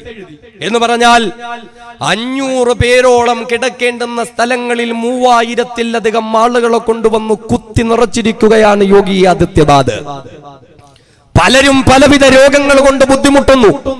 രോഗം പടർന്നു പന്തലിക്കുന്നു. അതിരൂക്ഷമായ വിയർപ്പിന്റെ ഗന്ധം കൊണ്ട് ജയിലറകൾക്കുള്ളിൽ കിടക്കാൻ പറ്റില്ല. വായു സഞ്ചാരമില്ല, പ്രകാശമില്ല, കൃത്യമായ നല്ല ഭക്ഷണമില്ല, വൃത്തിയും വെടുപ്പുമില്ല. രാത്രിയിൽ ഉറങ്ങാൻ കിടക്കുമ്പോ 4-5 ആളുകളുടെ ശരീരത്തിൽ കൈകാലുകൾ വെച്ചിട്ടല്ലാതെ ഒരാൾക്കും ആ ജയിലറകൾക്കുള്ളിൽ ഉറങ്ങാൻ പറ്റില്ല. ഇത്രയും ക്രൂരമായ നടപടികളാണ് യോഗി ആദിത്യനാഥിന്റെ ഉത്തർപ്രദേശിൽ നടന്നുകൊണ്ടിരിക്കുന്നത്. സഹോദരങ്ങളെ, ഇത് പറയുമ്പോ ഒരു കാര്യം മനസ്സിലാക്കേണ്ടത്, യോഗി ആദിത്യനാഥ് എന്ന് പറയുന്ന വ്യക്തി പ്രതിനിധാനം ചെയ്യുന്നത് RSS സിദ്ധാന്തത്തെയാണ്. RSS എന്ന് പറഞ്ഞാൽ സവർണന്മാരെയല്ലാത്ത മറ്റാരെയും മനുഷ്യരായി കാണാത്ത മനുവാദത്തിന്റെ സിദ്ധാന്തമാണ് RSS ഉയർത്തിപ്പിടിക്കുന്നത്. ആ യോഗി ആദിത്യനാഥിന്റെ ഇന്ത്യ കൊണ്ടുവരാൻ RSS ശ്രമിച്ചുകൊണ്ടിരിക്കുമ്പോൾ ആ ഇന്ത്യയിലെ മുസ്ലിമുകൾക്ക് സമാധാനം ലഭിക്കുമെന്ന് കരുതണ്ട. ആ ഇന്ത്യയിലെ ക്രിസ്ത്യാനികൾക്കോ കമ്മ്യൂണിസ്റ്റുകൾക്കോ ദലിതുകൾക്കോ സമാധാനം ലഭിക്കുമെന്ന് കരുതണ്ട. ഇപ്പോഴും യോഗി ആദിത്യനാഥിന്റെ ഉത്തർപ്രദേശിൽ മനുവാദം നടപ്പിലാക്കാൻ ശ്രമിക്കുന്നതിന്റെ ഭാഗമായിട്ടാണ് തല്ലിക്കൊലകൾ നടക്കുന്നത്, നീതി നിഷേധങ്ങൾ നടക്കുന്നത്. എന്ന് മാത്രമല്ല, അവർണ കുടുംബത്തിൽപ്പെട്ട ഹിന്ദു സമുദായത്തിൽപ്പെട്ട ദലിതുകളായ മനുഷ്യര്, താഴ്ന്ന ജാതിക്കാരായ മനുഷ്യര്, ഇപ്പോഴും ചെരുപ്പ് കുത്താൻ വിധിക്കപ്പെട്ടവർ, മലം ചുമക്കാൻ വിധിക്കപ്പെട്ടവർ, അവർക്ക് അവിടെയുള്ള ഒരു ക്ഷേത്രത്തിൽ കയറിയിട്ട് ആരാധന നടത്തുവാനുള്ള സ്വാതന്ത്ര്യം പോലും സവർണന്മാർ UP-യിൽ കൊടുക്കുന്നില്ല. വിവാഹത്തിന്റെ ദിവസം ഒരാദിവാസി യുവാവിനെ സംഘപരിവാർ ഭീകരവാദികൾ തല്ലിച്ചതച്ചത് വിവാഹത്തിന്റെ ദിവസം അണിഞ്ഞൊരുങ്ങിയിട്ട് കുതിരപ്പുറത്ത് കയറി യാത്ര ചെയ്തു എന്ന് പറഞ്ഞിട്ടാ. അതിനുള്ള സ്വാതന്ത്ര്യമില്ല. വഴിവക്കിൽ 19 വയസ്സുള്ള കുട്ടികൾ മൂത്രമൊഴിച്ചാൽ ദലിത് കുടുംബത്തിൽപ്പെട്ടവരായതിന്റെ പേരിൽ തല്ലിക്കൊല്ലുന്ന ഒരു സിദ്ധാന്തമാണ് RSS ഇന്ത്യ രാജ്യത്തെ പ്രതിനിധാനം ചെയ്യുന്നത് എങ്കിൽ RSS വൽക്കരിക്കുന്ന ഇന്ത്യ രാജ്യത്തിന് വേണ്ടിയിട്ടാണ് ആദിത്യനാഥും സംഘപരിവാരവും ഇന്ന് ശ്രമിച്ചുകൊണ്ടിരിക്കുന്നത്. അതുകൊണ്ട് തന്നെ അവരുടെ നാട്ടിൽ ഹിന്ദു കുടുംബത്തിൽപ്പെട്ടവർക്ക് പോലും സമാധാനമില്ല. ഇപ്പൊ നമ്മൾ കണ്ട വാർത്തയുണ്ട്, UP-യിൽ ഹത്രാസ് പീഡനമൊക്കെ നമുക്കറിയാം. അതേ ഹത്രാസിൽ പീഡിപ്പിക്കപ്പെട്ട ഒരു പെൺകുട്ടി കേസ് കൊടുക്കുകയും അതിന്റെ പേരിൽ പ്രതിയെ പിടിക്കുകയും എന്നാൽ അവനെ ജാമ്യം കൊടുത്ത് വെറുതെ വിടുകയും ചെയ്തപ്പോൾ തനിക്കെതിരെ കേസ് കൊടുത്തതിന്റെ പേരിൽ ആ പെൺകുട്ടിയുടെ പിതാവിനെ അവൻ വെടിവെച്ചു കൊല്ലുക.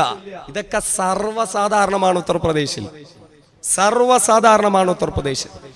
ഹത്രാസിൽ നടന്നത് നമുക്ക് ഓരോരുത്തർക്കും അറിയാലോ. 19 വയസ്സുകാരിയായ ഒരു പെൺകുട്ടിയെ യോഗി ആദിത്യനാഥിന്റെ ഉന്നത കുലജാതന്മാരെന്ന് പറയപ്പെടുന്ന സവർണ ഭീകരവാദികൾ അവളുടെ ശരീരത്തിൽ കിടന്ന ദുപ്പട്ടയെടുത്ത് കഴുത്തിൽ വരിഞ്ഞു മുറുക്കി ശ്വാസമോ ശബ്ദമോ പോലും പുറത്തേക്ക് വരാതെ അവളെ വലിച്ചടച്ച് പൊന്തക്കാട്ടിൽ കൊണ്ടുപോയി. ഈ 4 ഭീകരവാദികളും മാറി മാറി മണിക്കൂറുകളോളം എടുത്ത് അവളെ പീഡിപ്പിച്ച് ബലാത്സംഗം ചെയ്ത് പൊന്തക്കാട്ടിൽ ഉപേക്ഷിച്ചിട്ട് പോയി. പിന്നീട് അവളുടെ ശരീരം ലഭിക്കുമ്പോൾ ഡോക്ടർമാർ പറഞ്ഞത് അതിക്രൂരമായ പീഡനത്തിന്റെ പേരിൽ ആ 19 വയസ്സുള്ള പെൺകുട്ടിയുടെ 2 കൈകളും 2 കാലുകളും തളർന്നു പോയി എന്നാണ്. എന്ന് മാത്രമല്ല, ഈ പീഡിപ്പിച്ചവന്മാരുടെ പേര് പുറത്തു പറയാതെ ഇരിക്കാൻ ആ പെൺകുട്ടിയുടെ നാവ് മുറിച്ചെടുക്കുകയുണ്ടായി. നമ്മൾ നോക്ക്, ഒരു സംസ്ഥാനത്തിൽ ഇങ്ങനെ ഒരു സംഭവം ഉണ്ടായാൽ എത്ര വലിയ കോളലൊക്കെ ഉണ്ടാവും.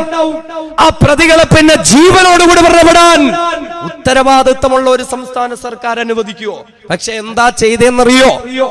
ഈ പെൺകുട്ടി മരണപ്പെട്ടപ്പോൾ അവളുടെ മൃതശരീരം വീട്ടുകാർക്ക് പോലും കൊടുക്കാതെ യുപി പോലീസ് രഹസ്യമായി കൊണ്ടുപോയി ഏതോ കാട്ടിൽ കൊണ്ടിട്ട് രാത്രിയുടെ നിശബ്ദതയിൽ കത്തിച്ചു കളഞ്ഞു. തൊട്ടടുത്തുള്ള ദിവസം കത്തിക്കരിഞ്ഞ പ്രിയപ്പെട്ട പൊന്നുമോളുടെ മൃതശരീരമാണ് ആ വീട്ടുകാർക്ക് കിട്ടിയത്. എന്ന് മാത്രമല്ല, ഈ ക്രൂരമായ പീഡനത്തിന് അവളെ വിധേയരാക്കിയ സവർണ സംഘപരിവാര മൃഗങ്ങളെ നിസാരമായ കേസ് ചുമത്തിയിട്ട് ജയിലിലടക്കി അവന്മാർക്ക് വെറുതെ വിടാൻ പോകാനുള്ള അവസരം ഉണ്ടാക്കി കൊടുക്കുക. ആദിത്യനാഥിന്റെ ഉത്തർപ്രദേശിൽ ഹിന്ദുക്കൾക്ക് പോലും സമാധാനമില്ല. ഉന്നാവ് എന്ന് പറഞ്ഞാൽ ഇപ്പൊ ഹത്രാസിൽ നിന്ന് തന്നെ 1ഉം 2ഉം സംഭവം നമ്മൾ കേട്ടു. ഉന്നാവോ പീഡനം നമ്മൾ മറന്നിട്ടില്ല. അവിടെയും 1ലേറെ സംഭവങ്ങൾ ഉണ്ടായിട്ടുണ്ട്. വിവാഹ വാഗ്ദാനം നൽകി തന്നെ കൂട്ടിക്കൊണ്ടുപോയി കൂട്ടുകാരും ചേർന്ന് തന്നെ ബലാത്സംഗം ചെയ്യപ്പെട്ട ഒരു പെൺകുട്ടി. അവള് പോലീസിൽ കേസ് കൊടുത്തു. പക്ഷേ ആ പെൺകുട്ടിക്ക് വേണ്ടി നടപടിയെടുത്തില്ല ഉത്തർപ്രദേശ് പോലീസ്. പ്രതികളെ പിടികൂടിയില്ല. ആ പ്രതികൾ എന്താ ചെയ്തത്? തങ്ങൾക്കെതിരെ പരാതി കൊടുത്തതിന് ഉന്നാവിലെ പാവപ്പെട്ട പെൺകുട്ടിയെ ജീവനോടെ പിടിച്ചുകൊണ്ടുവന്ന് നിർത്തി ശിക്ഷ എന്നോണം അവളുടെ തലയ്ക്ക് മീതെ മണ്ണെണ്ണ ഒഴിച്ച് ജീവനോടെ അവളെ ചുട്ടേരിച്ചിട്ട് ഇഞ്ചിഞ്ചായി വേദന അനുഭവിച്ചവൾ മരണപ്പെടുകയായിരുന്നു. ഇരകളോടൊപ്പം നിൽക്കാൻ ഉത്തർപ്രദേശ് പോലീസിന് പറ്റുന്നില്ല. ഉത്തർപ്രദേശ് പോലീസിൽ എങ്ങനെ ആളുകളെ റിക്രൂട്ട് ചെയ്യുന്നറിയോ? പ്രത്യേകമായ സംഘടനകളും ഏജൻസികളുമുണ്ട്. അതിൽ നിന്ന് RSSനോട് പ്രതിബദ്ധതയും കൂറും പുലർത്തുന്നവർക്ക് മാത്രമാണ് പോലീസിലേക്ക് റിക്രൂട്ട്മെന്റ് നൽകിക്കൊണ്ടവരെ പോലീസുകാരാക്കിക്കൊണ്ടിരിക്കുന്നത്. നമുക്കറിയാം, ഉന്നാവിൽ നടന്ന 17 വയസ്സുള്ള ഒരു പാവപ്പെട്ട പെൺകുട്ടിയുടെ ജീവിതത്തിന്റെ അവസ്ഥ എന്തായി? 17 വയസ്സുള്ള പെൺകുട്ടി മുസ്ലിമല്ല, ഒരു ഹിന്ദുവായ പെൺകുട്ടിയുടെ കാര്യമാണിത് പറയുന്നത്. യുപിയിൽ നടക്കുന്നത് എന്ത് എന്ന പേരിൽ പോപ്പുലർ ഫ്രണ്ട് ഓഫ് ഇന്ത്യ നയവിശദീകരണ സമരങ്ങൾ നടത്തുമ്പോൾ അത് ഹിന്ദുവിനെയും മുസ്ലിമിനെയും തമ്മിലടിപ്പിക്കാൻ വേണ്ടിയിട്ടല്ല, മറിച്ച് ഹിന്ദുവിനെയും മുസ്ലിമിനെയും രാജ്യത്തുള്ള ഓരോ ജനങ്ങളെയും കശാപ്പ് ചെയ്യുന്ന RSS പ്രതിനിധാനം ചെയ്യുന്നതായ ഒരു പ്രത്യയ ശാസ്ത്രം ഉയർത്തിപ്പിടിക്കുന്ന യോഗി ആദിത്യനാഥ് എത്രയും വലിയ ഭീകരവാദിയാണ് എന്ന് തിരിച്ചറിയിക്കാൻ വേണ്ടിയിട്ടാണ് ഇത് പറയുന്നത്. 17 വയസ്സുകാരിയായ മിടുക്കിയായ ഒരു പെൺകുട്ടി, അവൾക്ക് ജോലിയുമായി ബന്ധപ്പെട്ടുള്ള കാര്യങ്ങളുമായി അന്വേഷണങ്ങൾ നടത്തപ്പെട്ടപ്പോൾ അവിടെ ഉണ്ടായിരുന്ന BJPയുടെ MLA ആയ കുൽദീപ് സിംഗ് സെങ്കാറിനെ പോയി കണ്ടാൽ അവൾക്ക് ജോലി ലഭിക്കുമെന്നുള്ള കാര്യം വരെ എത്തി. അങ്ങനെ പാവപ്പെട്ട ഹിന്ദു സമുദായത്തിലെ പെൺകുട്ടി BJP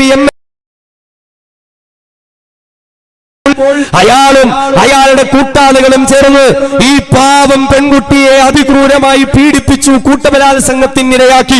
എന്നാൽ ഈ പെൺകുട്ടിയും കുടുംബവും തോറ്റു പിന്മാറാൻ തയ്യാറായില്ല. ഇയാൾക്കും ഈ BJP MLAക്കെതിരെ കേസ് കൊടുത്തു. കൃത്യമായ നടപടികൾ ഉണ്ടായില്ല. വീണ്ടും സമരത്തിന്റെ ഭാഗമായി യോഗി ആദിത്യനാഥ് എന്ന യുപിയിലെ മുഖ്യമന്ത്രിയുടെ വീട്ടിന്റെ മുമ്പിൽ ദിവസങ്ങളോളം സമരം നടത്തി. തന്റെ വീട്ടിന്റെ മുമ്പിൽ പീഡിപ്പിക്കപ്പെട്ട ഒരു പെണ്ണും കുടുംബവും ഒന്ന് സമരം ചെയ്തിട്ട് യോഗി ആദിത്യനാഥ് തിരിഞ്ഞുപോലും നോക്കിയില്ല. അവസാനം നിരാശ തോന്നി. പെൺകുട്ടിയും കുടുംബവും സമരം അവസാനിപ്പിച്ചു പോയി. പക്ഷേ യോഗി അവരെ വെറുതെ വിടാൻ തീരുമാനിച്ചില്ല. തോക്ക് കൈവശം വെച്ചു എന്ന കള്ളക്കേസ് പിടിച്ചുകൊണ്ട് ആ പെൺകുട്ടിയുടെ പിതാവിനെ ജയിലിലടച്ചു. ജയിലിലടച്ചിട്ട് അതിക്രൂരമായ ആ മനുഷ്യനെ പീഡിപ്പിച്ചു. ഈ BJP MLA സഹോദരനും അയാളുടെ കൂട്ടാളികളും ഓരോ ദിവസവും ലോക്കപ്പിൽ വന്ന് മണിക്കൂറുകളോളം ഈ പെൺകുട്ടിയുടെ പിതാവിനെ പീഡിപ്പിക്കുന്നു, കേസ് പിൻവലിക്കണമെന്ന് പറഞ്ഞിട്ട്.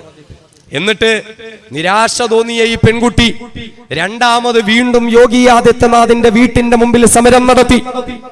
ആ സമരവും വിജയിച്ചില്ല. അവസാനം നീതി കിട്ടാതെ താനെന്തിന് ജീവിക്കണമെന്ന് കരുതി ആ പെൺകുട്ടി യോഗിയുടെ വീട്ടിന്റെ മുമ്പിൽ മണ്ണെണ്ണ ഒഴിച്ച് തീ കൊളുത്തി ആത്മഹത്യക്ക് ശ്രമിച്ചു. പക്ഷെ അവൾ മരണപ്പെട്ടില്ല.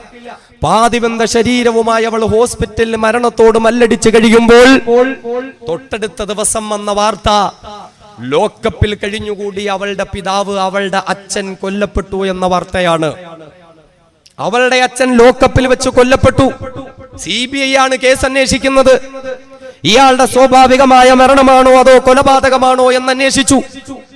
ഇയാളെ തല്ലിക്കൊല്ലതാണ് എന്ന് കൃത്യമായി കണ്ട ദൃക്സാക്ഷികൾ ഒരുപാടുണ്ടായിട്ടും ഒരാളും സാക്ഷി പറയാൻ തയ്യാറായില്ല. അവസാനം ഈ ഹിന്ദു കുടുംബത്തിലെ ഉന്നാവോയിലെ ഇരയാക്കപ്പെട്ട പെൺകുട്ടിയുടെ അച്ഛനെ BJP MLA സഹോദരനും കൂട്ടാളികളും തല്ലിക്കൊന്നതാണ് എന്നതിന്റെ വിഷയത്തിൽ യൂനുസ് എന്നു പേരുള്ള ഒരു മുസൽമാൻ സാക്ഷി പറയാൻ തയ്യാറായി. യൂനുസ് സാക്ഷിയായി. പക്ഷേ ആ യൂനുസിനെയും അവർ വെറുതെ വിട്ടില്ല. ഒരു ദിവസം ശാരീരിക അസ്വസ്ഥതകൾ അനുഭവപ്പെട്ട യൂനുസ് ഹോസ്പിറ്റലിൽ അഡ്മിറ്റ് ചെയ്യപ്പെടുകയും നിമിഷങ്ങൾക്കുള്ളിൽ ദുരൂഹ സാഹചര്യത്തിൽ യൂനുസും കൊല ചെയ്യപ്പെടുകയാണ്. CBI അന്വേഷിക്കുന്ന ഒരു കേസിലെ ഏക ദൃക്സാക്ഷിയായിരുന്നിട്ട് പോലും CBI പോലും ആ ശവശരീരം കാണിച്ചു കൊടുക്കാതെ ഉത്തർപ്രദേശിന്റെ പോലീസ് അതെവിടെയോ കൊണ്ടുപോയി കുഴിച്ചിട്ടു. നമ്മൾ നോക്കേ, ഒരു ഭരണ സംവിധാനത്തെ പറ്റിയിട്ടായി പറയുന്നത്. എന്നിട്ടും ആ ഉന്നാവിലെ പെൺകുട്ടിയെ വെറുതെ വിട്ടില്ല. അച്ഛൻ കൊല ചെയ്യപ്പെട്ടു, സാക്ഷിയായ മനുഷ്യനും കൊല ചെയ്യപ്പെട്ടു. അതും പോരാഞ്ഞിട്ട് കേസിന് അവളോടൊപ്പം ഉണ്ടായിരുന്ന അവളുടെ അമ്മാവനെ 19 കൊല്ലം മുമ്പുള്ള ഒരു കൊലപാതക കേസിൽ കുടുക്കി ജയിലിലടച്ചു. ആണ്ടരിയുണ്ട് എന്നൊന്ന് പറയാൻ പിന്നെയൊന്നില്ല അവളോടൊപ്പം നിൽക്കാൻ. ആ കുടുംബം നിയമപരമായ പോരാട്ടങ്ങൾ നടത്തി.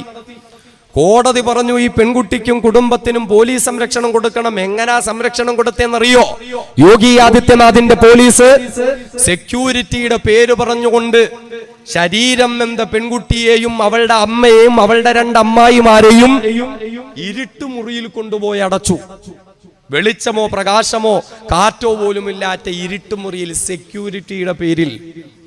എന്നിട്ട് കേസിന്റെ ആവശ്യമായ ആ പെൺകുട്ടിക്കും കുടുംബത്തിനും ഒരു യാത്ര പോകേണ്ടി വന്നപ്പോൾ വളരെ ഐഡിയപരമായി പോലീസ് അതിൽ നിന്ന് കാര്യകാരണങ്ങൾ പറഞ്ഞൊഴിവാവുകയും ഇവർ യാത്ര ചെയ്തുകൊണ്ടിരുന്ന കാറിലേക്ക് നമ്പർ പ്ലേറ്റിൽ കറുത്ത പെയിന്റ് അടിച്ച ഒരു ലോറി വന്നിടിച്ചു കയറുകയും കേസിലെ പ്രധാന സാക്ഷിയായിരുന്ന അമ്മായി ഉൾപ്പെടെ 2 അമ്മായിമാരും കൊല ചെയ്യപ്പെടുകയും ഈ പെൺകുട്ടിയും അവളുടെ അമ്മയും നട്ടെല്ല് തകർന്ന് ശരീരം തളർന്ന് ഹോസ്പിറ്റലിൽ അഡ്മിറ്റ് ആക്കപ്പെടുകയും ചെയ്തു. ഒരു ഹിന്ദു സമൂഹത്തിലെ പെൺകുട്ടിക്കെതിരെ യോഗി ആദിത്യനാഥും അയാളുടെ പോലീസും ചെയ്തു കൂട്ടിയ ദുഷ്ചെയ്തികളെ പറ്റിയിട്ടാണ് എന്റെ പ്രിയപ്പെട്ട സഹോദരങ്ങളെ പറഞ്ഞുകൊണ്ടിരിക്കുന്നത്. ഇങ്ങനെ UP-യിൽ നടത്തപ്പെട്ടുകൊണ്ടിരിക്കുന്ന നരനായാട്ടുകളെ മറച്ചു പിടിക്കുവാനും ആ നരനായാട്ടുകളുടെ അവസാന ഉദാഹരണവുമായിട്ടുമാണ് പോപ്പുലർ ഫ്രണ്ട് ഓഫ് ഇന്ത്യയുടെ പ്രവർത്തകരായ അൻഷാദിനെയും ഫിറോസിനെയും ജയിലിലടച്ചിട്ട് ഭീകരവാദികളായി ചിത്രീകരിക്കുക. അതാണല്ലോ ഇപ്പോഴത്തെ സംഘപരിവാരത്തിന്റെ പ്രധാനപ്പെട്ട ഒരു പണി. തങ്ങൾക്കെതിരെ ആര് ശബ്ദിച്ചാലും, എതിർ ശബ്ദങ്ങൾ എവിടെ ഉയർന്നു വന്നാലും അവരെ ഏതെങ്കിലും വിഭാഗം ഭീകരവാദികളായി ചിത്രീകരിച്ചില്ലാതാക്കുക. മുസ്ലിമുകൾക്ക് വേണ്ടി ആരെങ്കിലും ശബ്ദിച്ചാൽ, പള്ളികൾക്കും മദ്രസകൾക്കും വേണ്ടി ശബ്ദിച്ചാൽ, മുസൽമാന്റെ ഉന്നമനത്തിന് വേണ്ടി ശബ്ദിച്ചാൽ ഉടനെ അവരെ ജിഹാദികളാക്കി മാറ്റുക. ജിഹാദികൾ എന്ന് പേരിട്ട് വിളിക്കുക. ഏതെങ്കിലും ഒരു പദത്തോടൊപ്പം ജിഹാദ് എന്ന് ചേർത്തിട്ട് ഭീകരവൽക്കരിക്കുക. അല്ലേ? നമ്മൾ കാണുന്ന അതല്ലേ? UPSC ജിഹാദ്, ലവ് ജിഹാദ്, റോമിയോ ജിഹാദ്, ഹലാൽ ജിഹാദ്. ഇപ്പൊ ഹലാൽ ജിഹാദൊക്കെ വലിയ വിഷയാക്കിക്കൊണ്ടിരിക്കുക. നമുക്കറിയാം. എന്നെ കേൾക്കുന്ന ഏതെങ്കിലും ഹൈന്ദവ ക്രൈസ്തവ സഹോദരങ്ങൾ ഉണ്ടെങ്കിൽ അറിയണം, ഒരു മുസ്ലിമിനെ സംബന്ധിച്ചിടത്തോളം എല്ലാ വിഷയങ്ങളിലും ഒരു മുസ്ലിമിന് ഒരു അച്ചടക്കമുണ്ട്. അവൻ എന്ത് വസ്ത്രം ധരിക്കണം, അവൻ എങ്ങനെ സാമ്പത്തികം ഉണ്ടാക്കണം, അവൻ എങ്ങനെ കുടുംബജീവിതം നയിക്കണം, അവൻ എങ്ങനെ ഭക്ഷണം കഴിക്കണം. അക്കൂട്ടത്തിൽ കൃത്യമായ ഒരു നിലപാട് ഇസ്ലാമിനോട് ഒരു മുസ്ലിം ഹലാലായ ഭക്ഷണേ കഴിക്കാവുള്ളൂ. ഹലാലായ ഭക്ഷണം എന്ന് പറഞ്ഞാൽ അള്ളാഹുവിന്റെ നാമം പറഞ്ഞുകൊണ്ട് അറുത്തു മുറിക്കപ്പെട്ട കോഴിയോ താറാവോ അല്ലെങ്കിൽ പോത്തോ പശുവോ കാളയോ ഇതൊക്കെ പാചകം ചെയ്ത് കഴിക്കാൻ പാടുള്ളൂ. ഇതിനാ ഹലാല് എന്ന് പറയുന്നത്. ഹലാൽ എന്ന് പറഞ്ഞാൽ കേവലം ചിക്കൻ ഫ്രൈയിലും ബീഫ് റോസ്റ്റിലും മാത്രം ഒതുങ്ങുന്നതല്ല. ഒരു മുസ്ലിമിന്റെ സമ്പത്ത് ഹലാലായിരിക്കണം. പലിശ ഹറാമാണ്, വഞ്ചിച്ചെടുത്ത പണം ഹറാമാണ്, കൈക്കൂലി ഹറാമാണ്, സ്ത്രീധനം ഹറാമാണ്. ഇങ്ങനെ ഓരോ നിലയിലും ഹറാമും ഹലാലും ഇസ്ലാം പറയുന്നുണ്ട്. അക്കൂട്ടത്തിലാണ് കഴിക്കുന്ന ഭക്ഷണം ഹലാലായിരിക്കണം. അതിനി ഒരു മുസ്ലിമിന്റെ ഹോട്ടലിലും ഹലാൽ അല്ലാത്ത ഭക്ഷണമാണെങ്കിൽ കഴിക്കാൻ പാടില്ല. ഇനി ഒരു ഹിന്ദുവിന്റെയോ ക്രിസ്ത്യാനിയുടെയോ ഓണർഷിപ്പിലുള്ള ഹോട്ടൽ, അവിടെ അറുക്കപ്പെടുന്ന, അവിടെ പാചകം ചെയ്യപ്പെടുന്ന കോഴിയും അവിടെ കൊണ്ടുവരുന്നതായ മാംസവും ഹലാലായ മാംസമാണെങ്കിൽ കഴിക്കുന്നതിനൊരു പ്രശ്നവുമില്ല. ഇതാണ് ഹലാൽ എന്ന് പറയുന്നത്. എന്നാൽ അതിനെ പോലും ജിഹാദ് എന്ന് പറഞ്ഞു കൊണ്ടുവരിക. മുസ്ലിങ്ങളുടെ ഹോട്ടലിൽ മാത്രം കച്ചവടം നടന്നാൽ മതി, ബാക്കിയുള്ള ഹോട്ടലിൽ കച്ചവടം നടക്കാൻ പാടില്ല. എങ്കിൽ പിന്നെ മുസ്ലിമിന്റെ ഹോട്ടൽ മാത്രം പോരല്ലോ, തുണിക്കടയിലും കച്ചവടം നടക്കണ്ടേ? അപ്പൊ മുസ്ലിം തുണിക്കടയിലൊക്കെ ഹലാൽ തുണിത്തരങ്ങൾ എന്നുള്ള ബോർഡ് വെച്ചിട്ടുണ്ടോ? മുസ്ലിമിന്റെ സ്റ്റേഷനറി കടകളിലെല്ലാം ഹലാൽ എന്നുള്ള ബോർഡ് വെച്ചിട്ടുണ്ടോ? മുസ്ലിമുകളുടെ ഹോസ്പിറ്റലിലെല്ലാം ഹലാൽ എന്ന ബോർഡ് വെച്ചിട്ടുണ്ടോ? മുസ്ലിമുകളുടെ മറ്റ് സ്ഥാപനങ്ങളിലെല്ലാം ഹലാൽ എന്ന ബോർഡ് വെച്ചിട്ടുണ്ടോ? എന്ന് പറഞ്ഞാൽ ഇന്ത്യ രാജ്യത്തെ ഹിന്ദുവിനെയും മുസ്ലിമിനെയും തമ്മിലടുപ്പിച്ച് വർഗീയതയുണ്ടാക്കി കലാപങ്ങൾ നടത്തി മാത്രം അധികാരത്തിലെത്താൻ സംഘപരിവാരം കേരളത്തിലും ഇന്ത്യയിലും എല്ലാം ശ്രമിച്ചുകൊണ്ടിരിക്കുന്നു. ജിഹാദി ആരോപണങ്ങൾ ഇങ്ങനെ ഓരോ ജിഹാദ് ഇങ്ങനെ കൊണ്ടുവരിക അല്ലേ? ഇപ്പൊ ഉണ്ടല്ലോ ഒരു പൂഞ്ഞാറ്റിലെ MLA, നമ്മളെയൊക്കെ നാട്ടിൽ നമ്മളൊക്കെ സാധാരണ പറയാൻ എന്തെങ്കിലും ഉണ്ടെങ്കിൽ അങ്ങ് പൂഞ്ഞാറ്റി ചെന്ന് പറഞ്ഞാൽ മതി. കാരണം അതിനൊരു വിലയും അതിനൊരു യാതൊരുവിധ പിൻബലവും ഇല്ലാത്തോണ്ടാ. അതുകൊണ്ട് ഒരു നിലയും ഒരു വിലയും ഒരു പിൻബലവും ഇല്ലാത്ത കേരള രാഷ്ട്രീയത്തിൽ നിന്ന് ചീഞ്ഞ് മാറിക്കൊണ്ടിരിക്കുന്ന ഒരു പൂഞ്ഞാറ്റിലെ MLA പോലും ഇപ്പൊ പറയാ ലവ് ജിഹാദ് ഉണ്ട് എന്ന് പറഞ്ഞാൽ സംഘപരിവാരം ആരോപിക്കുന്നത് പോലെ ഹിന്ദു പെൺകുട്ടികളെ പ്രേമിച്ച് മതം മാറ്റിയിട്ട് ഇസ്ലാമിലേക്ക് കൊണ്ടുവരുന്ന ലവ് ജിഹാദ് നടക്കുന്നുണ്ട്. ആരാ പറയുന്നേ? ഹിന്ദു കുടുംബത്തിലെ ഒരു പെൺകുട്ടിയെ സ്വന്തം മകൻ പ്രേമിച്ചു കൊണ്ടുവന്നപ്പോ മതം മാറ്റി മാമോദീസ മുക്കിയിട്ടല്ലാതെ വീട്ടിൽ കയറ്റൂല എന്ന് പറഞ്ഞ ലവ് ജിഹാദിന്റെ ഏറ്റവും വലിയ ബ്രാൻഡ് അംബാസഡറായ പൂഞ്ഞാറ്റിലെ MLA ആദ്യം അയാളെ മോനെ നന്നാക്കട്ടെ, എന്നിട്ട് മുസ്ലിം ചെറുപ്പക്കാരുടെ വെച്ചിട്ട് കയറാൻ വരട്ടെ. ഇങ്ങനെ ജിഹാദി ആരോപണങ്ങൾ നടത്തിക്കൊണ്ടിരിക്കുക. ഇത് മുസ്ലിമുകളാണ് എങ്കിൽ, ഇനി ദലിതുകളാണെങ്കിലോ ആദിവാസികളാണ് എങ്കിലോ, ഈ രാജ്യത്ത് പീഡിപ്പിക്കപ്പെടുന്ന ദലിതുകൾക്ക് വേണ്ടി ആരെങ്കിലും ശബ്ദിച്ചാൽ, ഈ രാജ്യത്ത് വിദ്യാഭ്യാസം നിഷേധിക്കപ്പെടുന്ന ദലിതുകൾക്ക് വേണ്ടി ആരെങ്കിലും ശബ്ദിച്ചാൽ, സവർണർക്കെതിരെ അവർണർ നേടിയെടുത്ത വലിയ വിജയത്തിന്റെയും മുന്നേറ്റത്തിന്റെയും ചരിത്രമായ ഭീമാ കൊറേഗാവിന്റെ 100ാമത് വാർഷികത്തിന്റെ അന്ന് ഭീമാ കൊറേഗാവ് നടന്ന സ്ഥലത്ത് ദലിതുകളും അവർണരുമായ പാവപ്പെട്ട സഹോദരങ്ങൾ ആഘോഷത്തിനു വേണ്ടി ഒന്നു ചേർന്നപ്പോൾ സംഘപരിവാരം കലിപ്പ് കയറിയിട്ട് ആ പാവങ്ങളുടെ മേൽ അക്രമങ്ങൾ അഴിച്ചുവിട്ടു. എന്നിട്ട് എന്തുണ്ടായി? ദലിതുകളെ മുഴുവനും തീവ്രവാദികളാക്കുക. അവരെ പറ്റി ജിഹാദികൾ എന്ന് പറയില്ല, അർബൻ നക്സലൈറ്റുകളാണവർ. അർബൻ നക്സലൈറ്റുകൾ. അവരെയും വെടിവെച്ചു കൊല്ലുക, അവരെയും ജയിലിലടക്കുക, എന്നിട്ട് നക്സലൈറ്റുകൾ എന്നവരെ പേര് കുത്തുക. വരവര റാവു ഉൾപ്പെടെയുള്ളവർക്ക് അടുത്ത സമയത്തല്ലേ ജാമ്യം കിട്ടിയത്? ഇത് ദലിതുകളാണെങ്കിൽ അങ്ങനെ. ഇനി സിഖുകാരാണെങ്കിലോ, രാജ്യത്തൊരു വലിയ കാർഷിക വിപ്ലവം നടന്നുകൊണ്ടിരിക്കുകയല്ലേ? സംഘപരിവാർ അനുകൂല സന്തത സഹചാരികളായ സമ്പന്നരായ കോർപ്പറേറ്റ് മേധാവികൾക്ക് വേണ്ടി രാജ്യത്ത് മണ്ണിനോടും കല്ലിനോടും പടവെട്ടി പൊന്നു വിളയിക്കുന്നതായ പാവപ്പെട്ട കർഷകന്മാർക്ക് ആവശ്യമില്ലാത്ത ഒരു കാർഷിക വിരുദ്ധ ബില്ല് ഇവിടെ പാസാക്കിയെടുത്ത് കർഷകന്മാരുടെ അധ്വാനത്തിന് പുല്ലുവില പോലും കൽപ്പിക്കാതെ അംബാനിക്കും അദാനിക്കും വേണ്ടിയിട്ട് ചൂടപ്പം ചുട്ടെടുക്കുന്നത് പോലെ ബില്ലുകൾ പാസാക്കിയെടുക്കുന്നതായ അമിത്ഷായുടെയും മോഡിക്കുമെതിരെ സിഖുകാരായ കർഷകന്മാർ സമരവും പ്രക്ഷോഭവും നടത്തി. എങ്ങനെയാ അതിനെ സംഘപരിവാരം നേരിട്ടെടുത്തത്? ഇവരൊക്കെ ഖലിസ്ഥാൻവാദികളാണത്രേ, അവരും തീവ്രവാദികളാണ് എന്ന് പറഞ്ഞാൽ സംഘപരിവാരത്തിനെതിരെ ചിന്തിക്കുന്നവർ ഭീകരവാദികൾ. അവർക്കെതിരെ എഴുതിയാൽ, ഒരക്ഷരം മിണ്ടിയാൽ, ഫേസ്ബുക്കിൽ ഒരു പോസ്റ്റ് ഇട്ടാൽ ഉണ്ടല്ലോ ടൂൾ കിറ്റ് വിവാദം. ടൂൾ കിറ്റ് നമ്മളൊന്ന് നോക്കണം. സംഘികൾക്കെതിരെ ശബ്ദിക്കുന്നവരെ ആരായാലും അവർ വെറുതെ വിടൂല അല്ലേ? അത് വിദ്യാർത്ഥികളാകട്ടെ, പൗരത്വ പ്രക്ഷോഭത്തിൽ പങ്കെടുത്തതിന്റെ പേരിൽ സഫൂറ ഉൾപ്പെടെ, ഷർജീൽ ഇമാം ഉൾപ്പെടെ ഈ രാജ്യത്ത് ക്രിയാത്മകമായി ഇടപെടൽ നടത്തുന്നതായ വിദ്യാർത്ഥി നേതാക്കന്മാരെ ഉൾപ്പെടെ ജയിലിലടച്ചില്ലേ? ഗർഭിണിയായിരുന്നില്ലേ സഫൂറ? റമദാനിലെ നോമ്പുകാരിയായിരുന്നില്ലേ സഫൂറ? അവളെ പോലും വെറുതെ വിട്ടോ? ഡൽഹിയിലെയും മറ്റ് യൂണിവേഴ്സിറ്റിയിലെയും മുസ്ലിമുകളും മറ്റ് അമുസ്ലിമുകളുമായ പെൺകുട്ടികളെ പോലും സംഘപരിവാരം വെറുതെ വിട്ടോ ഇല്ല. അത്ര ക്രൂരമായ മുഖമാണ് RSSന്റെ മുഖമെന്ന് പറയുന്നത്. തങ്ങളുടെ എതിർ ശബ്ദങ്ങളെയൊക്കെ ഭീകരവാദികളായി ചിത്രീകരിച്ച് തല്ലിച്ചതച്ചില്ലാതെയാക്കുക. വിദ്യാർത്ഥികളാണെങ്കിലും വെറുതെ വില്ല. അത് 17ഉം 18ഉം വയസ്സുള്ളവരാകട്ടെ. കാർഷിക സമരം നടത്തുന്നവർക്ക് നിങ്ങൾ ഇന്ന മോഡൽ സമരം നടത്തിയാൽ നന്നാകുമെന്ന് പറഞ്ഞ് സാമൂഹ്യ മാധ്യമങ്ങളിൽ ഒരു പെൺകുട്ടി പോസ്റ്റ് ഇടുണ്ടായി. 17ഓ 20ഓ വയസ്സേ ഉള്ളൂ. അപ്പൊ അവളെയാണ് ടൂൾ കിറ്റ് വിവാദത്തിലെ ഭീകരവാദി എന്ന് പറഞ്ഞ് ചിത്രീകരിക്കുന്നത്. ടൂൾ കിറ്റ് എന്നൊക്കെ പറഞ്ഞായിരിക്കും പോലീസിനെ നേരിടാനുള്ള തടിയും വടിയും ഉളിയൊക്കെ ആണെന്നൊന്നുമല്ല. അത് അവളിട്ട ഒരു സമരത്തിന്റെ മുറയാണ്. അതിനെ ടൂൾ കിറ്റ് എന്ന് പേരിട്ടിട്ട് അവളെയും ഭീകരവാദിയാക്കുക. ഈ രാജ്യത്തെ സംഘപരിവാരത്തിനെതിരെ ആര് ശബ്ദിച്ചാലും, സിനിമാ നടന്മാർ ശബ്ദിച്ചാൽ എന്ന് പറഞ്ഞാൽ ഈ ചെറുപ്പക്കാരൊക്കെ വലിയ താരരാജാക്കന്മാരായി പൊക്കിപ്പിടിച്ചുകൊണ്ട് നടക്കുന്ന ഒരുത്തനും നാളിന്നുവരെയും സംഘപരിവാരത്തിനെതിരെ ഒരക്ഷരം മിണ്ടാനുള്ള നട്ടെല്ലിന് ഉറപ്പുണ്ടായിട്ടില്ല. ഇനി അഥവാ ആരെങ്കിലും കേരളത്തിൽ നിന്നോ തമിഴ്നാട്ടിൽ നിന്നോ കർണാടകയിൽ നിന്നോ ഡൽഹിയിൽ നിന്നോ ഒക്കെ ആരെങ്കിലും ഒന്ന് ശബ്ദമുയർത്തിയാൽ ഉടൻ തന്നെ തൊട്ടടുത്ത ദിവസം അവരുടെ വീട്ടിൽ ഇൻകം ടാക്സിന്റെ റെയ്ഡ് നടക്കുകയാണ്, EDയുടെ റെയ്ഡ് നടക്കുകയാണ്. അവരെ നിശബ്ദരാക്കാൻ വേണ്ടി ശ്രമം നടക്കുകയാണ്. അവരുടെ സിനിമ അവസരങ്ങൾ ഇല്ലാതാക്കാൻ വേണ്ടിയിട്ടുള്ള ശ്രമം നടക്കുകയാണ്. രാജ്യത്തറിയപ്പെട്ട ഒരു 1 മാൻ ഷോ നടക്കുന്ന സ്റ്റാൻഡപ്പ് കൊമേഡിയൻ, അയാൾ പലപ്പോഴും സംഘപരിവാരത്തിനെതിരെ പറഞ്ഞിട്ടുണ്ട്. വലിയ ഒരു പരിപാടിക്ക് അദ്ദേഹം സ്റ്റേജിൽ വരുമ്പോൾ പരിപാടിക്ക് മുമ്പ് അദ്ദേഹത്തെ അറസ്റ്റ് ചെയ്യുക. എന്താ? ഈ വേദിയിൽ അയാൾ സർക്കാരിനെതിരെ തമാശ പറഞ്ഞതിനല്ല പറയുമെന്ന് പറഞ്ഞിട്ട് കേസെടുക്കുക. അതുകൊണ്ട് എന്തായി? നമ്മളൊക്കെ വലിയ തലയിലേറ്റ് നടന്ന ആളുകൾ, മെട്രോമാൻ, അയാളുടെ തലയിൽ അല്പസ്വല്പം വിവരവും ബോധവും ഒക്കെ ഉണ്ടെന്ന് നമ്മൾ വിചാരിച്ചു. ഇപ്പോ തലയ്ക്കകത്ത് മുഴുവൻ വർഗീയതയുടെ ചാണകച്ചാറാണ് എന്ന് കൃത്യമായി മനസ്സിലാക്കി. സംഘപരിവാരത്തിന്റെ ആലയത്തിൽ തളയ്ക്കപ്പെട്ടിരിക്കുന്നു. The master blaster Sachin Tendulkar. നമുക്ക് അദ്ദേഹത്തേക്ക് ഒരുപാട് ഇഷ്ടമായിരുന്നു, അദ്ദേഹത്തിന്റെ കളി, അദ്ദേഹത്തിന്റെ സ്വഭാവം. പക്ഷേ ഇപ്പൊ എന്തുണ്ടായി?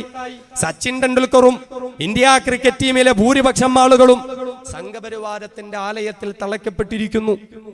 ഇങ്ങനെ ഓരോരുത്തരായി സംഘപരിവാര ഭീഷണിയിൽ ഭയപ്പെട്ടുകൊണ്ട് ആ ആലയത്തിൽ തളയ്ക്കപ്പെട്ടുകൊണ്ടിരിക്കുമ്പോൾ എന്റെ പ്രിയപ്പെട്ട സഹോദരങ്ങളെ, ഇന്ത്യ രാജ്യത്ത് കൃത്യമായി സംഘപരിവാരത്തിനെതിരെ ക്രിയാത്മകമായ ഇടപെടൽ നടത്തിക്കൊണ്ടിരിക്കുന്ന ഒരു പ്രസ്ഥാനമായിട്ടാണ് പോപ്പുലർ ഫ്രണ്ട് ഓഫ് ഇന്ത്യ നിങ്ങളുടെ മുന്നിലേക്ക് കടന്നു വരുന്നത്. എത്ര വലിയ ഭീഷണിപ്പെടുത്തലുകൾ വന്നാലും പിന്മാറാൻ ഈ പ്രസ്ഥാനം തയ്യാറല്ല. ഭീകരവാദികളെന്ന് 1000 വട്ടം വിളിക്കപ്പെട്ടാലും, തീവ്രവാദികളെന്ന് 1000 വട്ടം വിളിക്കപ്പെട്ടാലും, എത്രയെത്ര ആരോപണങ്ങൾ ഞങ്ങളുടെ മേൽ കെട്ടിച്ചമച്ചാലും ഈ പ്രസ്ഥാനം ഒരടി പോലും പിന്നോട്ട് വെക്കാൻ തയ്യാറല്ല.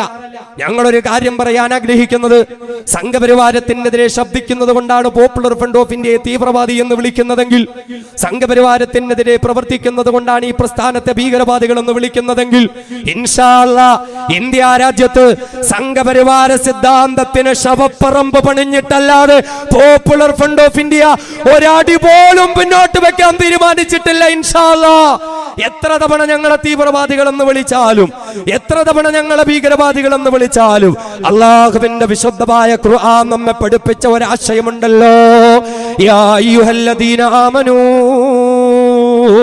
മയ്യർതദ്ദ മിൻകും അൻ ദീനിഹി.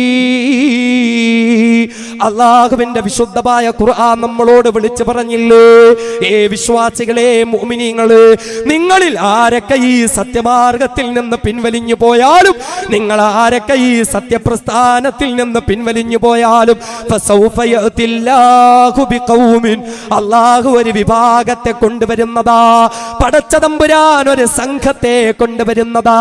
ഈ എങ്ങനെയുള്ളവരാ? യുഹിബ്ബുഹും വയുഹിബ്ബൂനഹു, അവർ അല്ലാഹു റബ്ബുൽ ഇസ്സത്തിനെ ഇഷ്ടപ്പെടുന്നവരാ, അല്ലാഹു റബ്ബുൽ ഇസ്സത്ത് അവരെയും ഇഷ്ടപ്പെടുന്നതാ. അദില്ലത്തിൻ അലൽ മുഅ്മിനീന അഇസ്സത്തിൻ അലൽ കാഫിരീൻ. അതേ വിശ്വാസികളോട് വിനയം പ്രകടിപ്പിക്കുന്നതായ ഒരു വിഭാഗം, വിശ്വാസികളോട് സാഹോദര്യം പ്രകടിപ്പിക്കുന്ന ഒരു വിഭാഗം, വിശ്വാസികളൊന്നും അന്തസ്സോടുകൂടി ജീവിക്കണമെന്ന് ആഗ്രഹിക്കുന്ന ഒരു വിഭാഗത്തെ അല്ലാഹു റബ്ബുൽ ഇസ്സത്ത് കൊണ്ടുവരുന്നതാ. എന്നാലോ അഇസ്സത്തിൻ അലൽ കാഫിരീൻ, ഇസ്ലാമിന്റെ ശത്രുക്കൾക്കെതിരെ പ്രതാപത്തോടുകൂടി എഴുന്നേറ്റ് നിൽക്കുന്ന ഒരു വിഭാഗം, ഇസ്ലാമിന്റെ ശത്രുക്കളോട് സന്ധിയില്ലാ സമരം നടത്തുന്ന ഒരു വിഭാഗം, അങ്ങനെ ഒരു വിഭാഗത്തെ അല്ലാഹു സുബ്ഹാനഹു വ തആല കൊണ്ടുവരുന്നതാ. അവരെന്താണ് ചെയ്യുന്നത്? യുജാഹിദൂന ഫീ സബീലില്ലാഹ്. അവരല്ലാഹുവിന്റെ മാർഗത്തിൽ ദബർബ സമരം നടത്തുന്നതാ. പടച്ച തമ്പുരാന്റെ മാർഗത്തിൽ വലത് കൈയുടെ നെഞ്ചിലേക്ക് വെച്ചുകൊണ്ട് രാജ്യത്തിന്റെ അവസ്ഥാന്തരീക്ഷങ്ങൾ തിരിച്ചറിഞ്ഞുകൊണ്ട് അല്ലാഹുവേ നിന്റെ നാമത്തിൽ രക്തസാക്ഷിത്വം വഹിക്കാൻ ഞങ്ങൾ തയ്യാറുണ്ടെന്ന് പറഞ്ഞുകൊണ്ട് അവര് കൃത്യമായി പടച്ച തമ്പുരാന്റെ മാർഗത്തിൽ ധർമ്മസമരം നടത്തുന്നതാ. വലാ യഖാഫൂന ലൗമത ലായിം.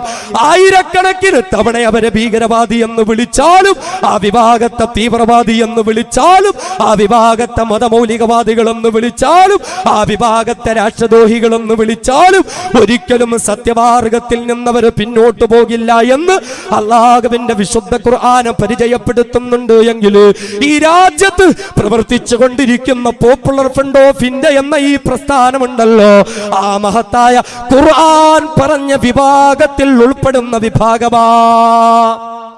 അതാണ് പോപ്പുലർ ഫ്രണ്ട് ഓഫ് ഇന്ത്യ. വലാ യഖാഫൂന ലൗമത ലായിം. ഒരാക്ഷേപന്റെയും ആക്ഷേപത്തെയും ഭയപ്പെടൂല. യോഗി ആദിത്യനാഥ് 1000 വട്ടം വിളിക്കട്ടെ, നരേന്ദ്രമോദിയും അമിത്ഷായും 1000 വട്ടം വിളിക്കട്ടെ, കപടമതേതരത്വത്തിന്റെ മുഖം മൂടിയടിഞ്ഞവർ 1000 വട്ടം വിളിക്കട്ടെ ന്യൂനപക്ഷ തീവ്രവാദികളെന്ന്. വലാ യഖാഫൂന ലൗമത ലായിം. അതിന്റെ മുമ്പിലൊന്നും ഭയപ്പെട്ടുകൊണ്ട് യുദ്ധമുന്നണിയിൽ നിന്ന് പിന്നോട്ട് പോകാൻ പോപ്പുലർ ഫ്രണ്ട് ഓഫ് ഇന്ത്യ തീരുമാനിച്ചിട്ടില്ല. ഇൻഷാ അല്ലാഹ് ഈ പ്രസ്ഥാനം അങ്ങനെ തീരുമാനിച്ചിട്ടില്ല. ഇവിടെ ഇന്ത്യ രാജ്യത്ത് സംഘപരിവാരത്തിനെതിരെ കൃത്യമായ ഒരു പ്രതിരോധത്തിന്റെ പടകാഹളം മുഴക്കാൻ ഇന്ന് ഈ രാജ്യത്ത് പോപ്പുലർ ഫ്രണ്ട് ഓഫ് ഇന്ത്യ മാത്രമാണുള്ളത്. ഇത് കേവല അവകാശവാദമൊന്നുമല്ല. ആരെയാ നമ്മൾ വിശ്വസിച്ചുകൊണ്ടിരിക്കുന്നത്? ആരെയാ നമ്മൾ കാത്തിരിക്കുന്നത്? ഇന്ത്യ രാജ്യത്തെ മുസ്ലിം സമൂഹത്തെ സംഘപരിവാരത്തിന്റെ കലാപകലുഷിതമായ അന്തരീക്ഷത്തിൽ നിന്ന് രക്ഷപ്പെടുത്താൻ കപടമതേതരത്വത്തിന്റെ മുഖം മൂടികൾ അണിഞ്ഞ ഇടതു വലത് രാഷ്ട്രീയ മുന്നണികൾ ഉണ്ടാകുമെന്നിനിയും ഈ സമുദായം വിശ്വസിക്കുന്നുണ്ടോ? എവിടെ? എങ്കിൽ സംഘപരിവാരത്തിനെതിരെ കോൺഗ്രസ് എന്ന പ്രതിപക്ഷ പാർട്ടി എവിടെ? പ്രതിപക്ഷ നേതാവ് എവിടെയാ? കടലിൽ കിടക്കുക, കരക്ക് കയറിയിട്ടില്ലെന്ന് വരെ. ഈ കഴിഞ്ഞ തെരഞ്ഞെടുപ്പിൽ നമുക്കറിയാലോ, ഇന്ത്യ രാജ്യത്തെ കോടിക്കണക്കിന് ജനങ്ങൾ രാഹുൽ ഗാന്ധി എന്ന പ്രതിപക്ഷ നേതാവിൽ വിശ്വാസമർപ്പിച്ചു. നമ്മളൊക്കെ അറിഞ്ഞോ അറിയാതെങ്കിലും മനസ്സുകൊണ്ടൊന്ന് ദുആ ചെയ്തു, പടച്ചോനെ അങ്ങേരൊന്ന് ജയിച്ചു എന്ന് പ്രധാനമന്ത്രിയായെങ്കിലെന്ന്. പക്ഷേ സംഘപരിവാരത്തിന്റെ ചതിക്കുഴികൾ അറിഞ്ഞിട്ട് പ്രതിരോധിക്കാൻ അദ്ദേഹത്തെ കൊണ്ട് പറ്റിയില്ല. EVM അട്ടിയമറികൾ ഉൾപ്പെടെ സംഘപരിവാരം നടത്തിയപ്പോ അവര് ജയിച്ചു വന്നപ്പോ രാഹുൽ ഗാന്ധി നിരാശനാണ്. പിന്നെ കുറെ ദിവസം പുള്ളിക്കാരനെ കാണാൻ പോലും ഇല്ല. പിന്നെ വയനാട്ടിലാ പ്രത്യക്ഷപ്പെട്ടത് അല്ലേ? എന്നിട്ടിപ്പോ ഈ രാജ്യം മുങ്ങിക്കൊണ്ടിരിക്കുമ്പോ NRCയും CAAയും കർഷക പ്രക്ഷോഭങ്ങളും മറ്റു പല കുഴപ്പങ്ങളും പുതിയ പുതിയ ബില്ലുകൾ പാസ്സാക്കുകയും ഒക്കെ ചെയ്തുകൊണ്ടിരിക്കുമ്പോ പ്രതിപക്ഷ നേതാവ് എന്നുള്ള നിലയിൽ രാഹുൽ ഗാന്ധിക്ക് ചെയ്യാൻ പറ്റുന്ന നമ്മളൊന്ന് ചിന്തിച്ചു നോക്കെ. വയനാട്ടിലെ സ്കൂളിലോ ക്ലബിലോ ഒക്കെ പരിപാടി നടക്കുമ്പോൾ പോവുക, കുട്ടികളോടൊപ്പം സെൽഫി എടുക്കുക, അവരോടൊപ്പം ഡാൻസ് കളിക്കുക. ചാടയൊന്നുമില്ലാത്ത മനുഷ്യൻ, അതിപ്പോ എല്ലാവർക്കും അറിയാവുന്നതാണ് അദ്ദേഹത്തെ. ഇനി അത് തന്നെ കാണിച്ചുകൊണ്ടിരിക്കണോ? ഇതാണോ ഒരു പ്രതിപക്ഷ നേതാവ് ഇന്ത്യയിൽ നിലവിൽ ചെയ്യേണ്ടുന്ന ഒരു കാര്യം? വഴി പോകുമ്പോൾ വഴിയിൽ ഇറങ്ങി കണ്ട അമ്മമാരെയൊക്കെ കെട്ടിപ്പിടിക്കുക, നല്ല കാര്യമാണ്, ആയിക്കോട്ടെ, അതൊക്കെ അതാണോ വേണ്ടത്? സംഘപരിവാരം രാജ്യത്തെ കടലിൽ മുക്കിക്കൊണ്ടിരിക്കുമ്പോൾ രാഹുൽ ഗാന്ധി മീൻപിടുത്തക്കാരോടൊപ്പം ഫൈബർ ബോട്ടിൽ കയറി പോവുക, കടലിൽ ചാടുക, കുളിക്കുക, താൻ വലിയ സംഭവമാണെന്ന് ലോകത്തോട് പറയാ. അതാണോ അദ്ദേഹത്തിൽ നിന്ന് ഇന്ത്യ രാജ്യം പ്രതീക്ഷിക്കുന്നത്? നമ്മൾ നോക്കണം. ബാബരി മസ്ജിദ് തകർക്കപ്പെട്ടത് കോൺഗ്രസിന്റെ ഭരണകാലത്താ. ബാബരിക്കെതിരെ പല നടപടികളും ഉണ്ടായത് അവരുടെ ഭരണകാലത്താ. കോൺഗ്രസിന്റെ പ്രധാനമന്ത്രിയാണ് ഇന്ത്യയുടെ മുസ്ലിമുകളോട് പറഞ്ഞത് ബാബരി പൊളിക്കപ്പെട്ടിടത്ത് തന്നെ നിർമ്മിച്ചു തരുമെന്ന്. പക്ഷേ ഇപ്പൊ എന്തുണ്ടായി? സംഘപരിവാരം ബാബരി മസ്ജിദിന്റെ സ്ഥാനത്ത് രാമമന്ദിര നിർമ്മാണം നടത്തുമ്പോൾ അവിടെ ശിലാകർമ്മം നടത്തുന്ന ചടങ്ങിലേക്ക് കോൺഗ്രസ് കുടുംബത്തിൽപ്പെട്ടവരെ വിളിച്ചില്ല എന്ന് പറഞ്ഞുകൊണ്ട് സോണിയാഗാന്ധി പിണക്കത്തിലാ നരേന്ദ്രമോദിയോട്. കല്യാണത്തിനും പാലുകാച്ചിനും വിളിക്കാത്തോണ്ടല്ല, രാമക്ഷേത്ര നിർമ്മാണത്തിന്റെ ശിലാകർമ്മത്തിന് വിളിക്കാത്തത് കൊണ്ട്. എന്നിട്ട് സോണിയാഗാന്ധിയുടെ ഒരു കമന്റ് ഉണ്ടായിരുന്നു, ഇന്ത്യയിൽ രാമക്ഷേത്രം ഉയർന്നു വന്നാലേ മതേതരത്വം ഉണ്ടാവും. ഇനിയും പ്രതീക്ഷിക്കുന്നുണ്ടോ കോൺഗ്രസ് ഇന്ത്യയിലെ മുസ്ലിമുകളെ സംരക്ഷിക്കുമെന്ന്? ദിഗ്വിജയ് സിംഗ് കോൺഗ്രസിന്റെ ഉയർന്ന നേതാവാ. അയാളാണോ മുസ്ലിമുകളെ സംരക്ഷിക്കുമെന്ന് കരുതുന്നത്? എന്നാൽ അയാളാണ് രാമമന്ദിര നിർമ്മാണത്തിന് വേണ്ടിയിട്ട് ലക്ഷക്കണക്കിന് രൂപ സംഭാവന കൊടുത്തത്. ദീപ എന്നു പേരുള്ള കോൺഗ്രസ് MLA ഏകദേശം 50 ലക്ഷത്തോളം രൂപയാണ് അതിനു വേണ്ടി കൊടുത്തത്. എന്നാൽ നമ്മുടെ കേരളത്തിൽ തന്നെ കൊടുത്തില്ലേ പലരും? ഇടതിന്റെയും വലതിന്റെയും ആളുകൾ രാമനിർമ്മാണ നിർമ്മാണത്തിന് വേണ്ടിയിട്ട് അല്ലേ? ഗോവധ നിരോധനത്തിന്റെ പേര് പറഞ്ഞുകൊണ്ടാ തല്ലിക്കൊലകൾ രാജ്യത്ത് പലതും നടക്കുന്നത്. എന്നിട്ട് ദിഗ്വിജയ് സിംഗ് പറയുന്നു ഇന്ത്യയിലും മുഴുവനും ആ നിയമം കൊണ്ടുവരണമെന്ന്. ഇവരാണോ തല്ലിക്കൊലയിൽ നിന്ന് മുസ്ലിമുകളെ രക്ഷിക്കാൻ പോകുന്നത്? ഇന്ന് രാത്രി കോൺഗ്രസിന്റെ MLA MP ആയിരിക്കും. നാളെ രാവിലെ ഒരു 100 കോടി കൊടുക്കാമെന്ന് പറഞ്ഞാൽ അയാൾ BJPയുടെ MLA MP ആയിരിക്കും. കെട്ടുകഥയല്ലല്ലോ ഇത്. ഞാൻ ചോദിക്കട്ടെ, ഇത് പോപ്പുലർ ഫ്രണ്ട് ഓഫ് ഇന്ത്യ വെറുതെ ഒരു പാർട്ടിയെ താറടിച്ച് കാണിക്കാൻ പറയുന്നതാണോ? ഇത് നാട്ടിൽ നടന്നുകൊണ്ടിരിക്കുന്ന വസ്തുതയല്ലേ? ഇനി കമ്മ്യൂണിസ്റ്റ് മാർക്സിസ്റ്റ് പാർട്ടിയെ കൊണ്ട് സംഘപരിവാരത്തെ പ്രതിരോധിക്കാൻ പറ്റുമോ എങ്കിൽ നമ്മൾ ചോദിക്കുന്നുണ്ട്. പല വിഷയങ്ങളുടെ പേരിലും പോപ്പുലർ ഫ്രണ്ടിന്റെയും അനുബന്ധ പ്രസ്ഥാനങ്ങളുടെയും കേന്ദ്രങ്ങൾ കയറി ഇറങ്ങി റെയ്ഡ് നടത്തിയിട്ടുണ്ട് പിണറായി വിജയന്റെ പോലീസ്. എന്നാൽ നമ്മൾ ചോദിക്കുന്നു, പറവൂരിൽ നടത്തപ്പെട്ട പ്രതിഷേധ യോഗത്തിനിടയിൽ സംഘപരിവാരത്തിന്റെ ഒരു ആംബുലൻസിന്റെ ഉള്ളിൽ കുറെ ഭീകരവാദികൾ തോക്കും വെടിയുണ്ടകളുമായി വാഹനം കൊണ്ടുവന്ന് ഇടിച്ചു കയറ്റി കലാപങ്ങൾ നടത്താൻ ആയുധങ്ങളുമായി വന്ന് ശ്രമം നടത്തിയിട്ട് ഈ പ്രസ്ഥാനത്തിന്റെ പ്രവർത്തകരെ അവരെ പിടികൂടി പോലീസിൽ ഏൽപ്പിച്ചിട്ട് RSSന്റെ പ്രവർത്തകരുടെ കൈകളിൽ നിന്ന് തോക്കും വെടിയുണ്ടയും ആയുധങ്ങളും ലഭിച്ചിട്ട് നാളുകൾ ഇത്രയായിട്ട് RSSന്റെ ഒരു ലോക്കൽ ഓഫീസിലെങ്കിലും ഒരു റെയ്ഡ് നടത്താൻ സഖാവ് പിണറായി വിജയനെ കൊണ്ട് സാധ്യമായിട്ടുണ്ടോ? ഇദ്ദേഹമാണോ സംഘപരിവാരത്തിൽ നിന്ന് മുസ്ലിങ്ങളെ രക്ഷിക്കുമെന്ന് നമ്മൾ കരുതുന്നത്? ദുർഗാവാഹിനിയുടെ പ്രവർത്തകയായ ഒരു സ്ത്രീ കോടാനുകോടി രൂപ വിലയുള്ളതായ സ്ഫോടക വസ്തുക്കളുമായി പിടിക്കപ്പെട്ടു.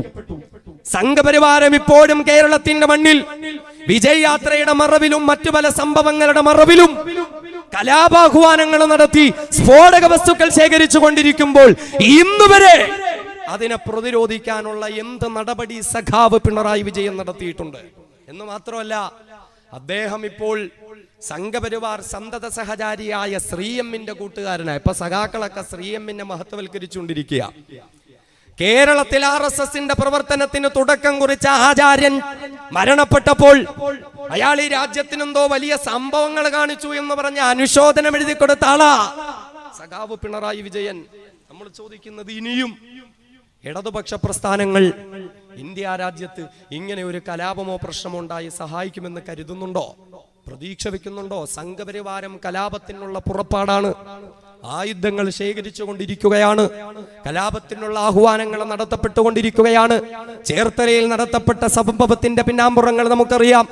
പരസ്യമായി സംഘപരിവാരത്തിന്റെ നേതാക്കന്മാർ പലയിടങ്ങളിൽ പ്രസംഗിച്ചു, ഇസ്ലാമാണ് നമ്മുടെ പ്രശ്നം, മുസ്ലിമുകളെ ഈ നാട്ടിൽ നിന്ന് ആട്ടിപ്പായിക്കേണ്ടുന്നതായിട്ടുണ്ട്, മുസ്ലിമുകളെ ഇല്ലായ്മ ചെയ്യേണ്ടതായിട്ടുണ്ട്. മ്യാൻമറിൽ നിന്ന് റോഹിംഗ്യൻ മുസ്ലിമുകളെ ആട്ടിപ്പായിച്ചതുപോലെ ഇന്ത്യയിൽ നിന്ന് മുസ്ലിമുകളെ നാം വിചാരിച്ചാൽ ആട്ടിപ്പായിക്കാമെന്ന് സംഘപരിവാരം പരസ്യമായി പ്രസ്താവനകൾ നടത്തുമ്പോ ഒരു കാര്യം നമ്മൾ തിരിച്ചറിയേണ്ടത്, ഇന്ത്യ രാജ്യത്ത് നിന്ന് ഇന്ത്യയിലെ മുസ്ലിമുകൾക്ക് ഈ രാജ്യം വിട്ടുകൊണ്ട് എവിടേക്കും പോകേണ്ടെന്ന ഒരു ദുരവസ്ഥ സംജാതമായാൽ ഇൻഷാ അല്ലാഹ് അതിനു മുമ്പ് ഇന്ത്യയിൽ RSSകാരെ പറഞ്ഞു വിടേണ്ടുന്ന സ്ഥലത്ത് പറഞ്ഞു വിട്ടിട്ടല്ലാതെ ഒരിടേക്കും പോകാൻ പോപ്പുലർ ഫ്രണ്ട് ഓഫ് ഇന്ത്യ ഇൻഷാ അല്ലാഹ് തീരുമാനിച്ചിട്ടില്ല. നമ്മളങ്ങനെ തീരുമാനിച്ചിട്ടില്ല.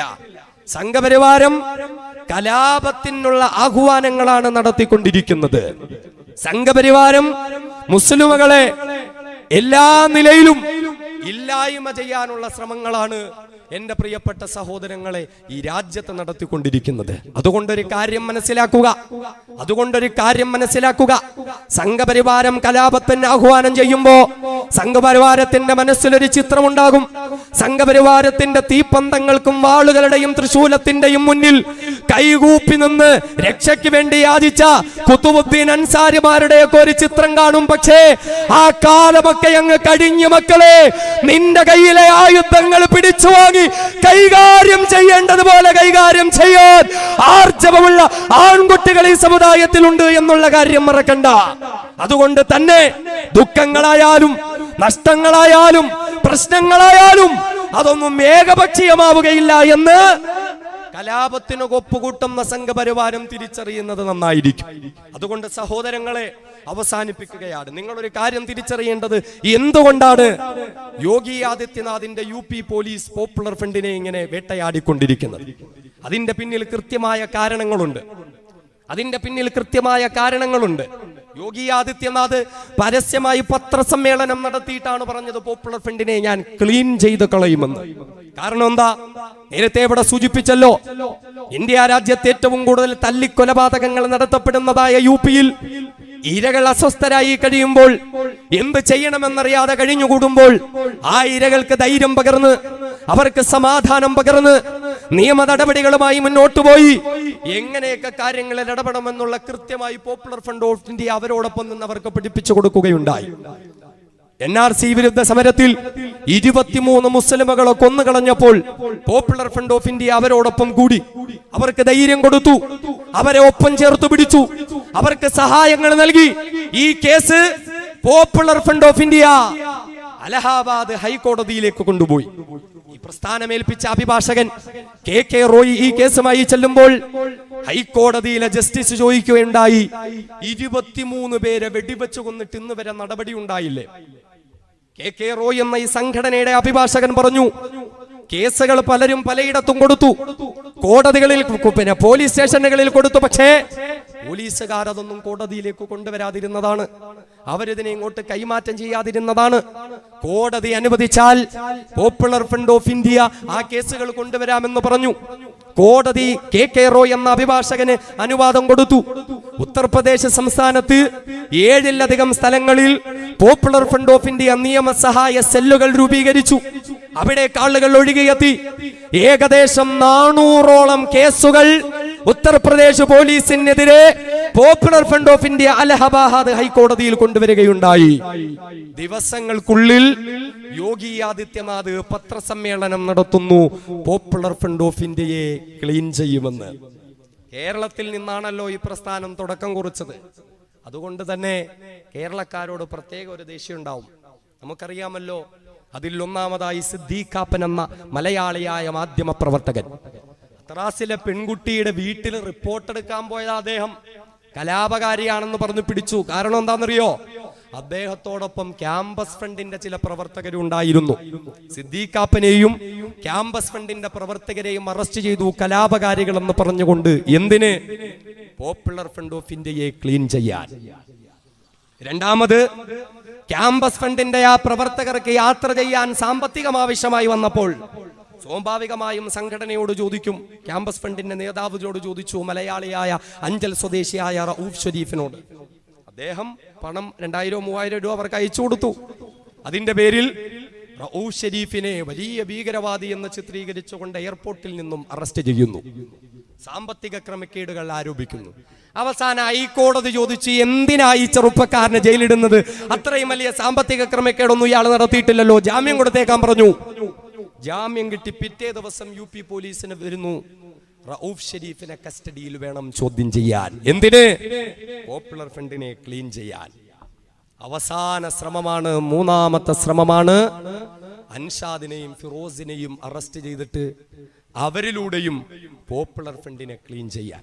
ഇത് മാത്രമൊന്നുമല്ല, ഉത്തർപ്രദേശിലെ പോപ്പുലർ ഫ്രണ്ട് ഓഫ് ഇന്ത്യയുടെ അഡ്ഹോക്ക് കമ്മിറ്റിയുണ്ട്.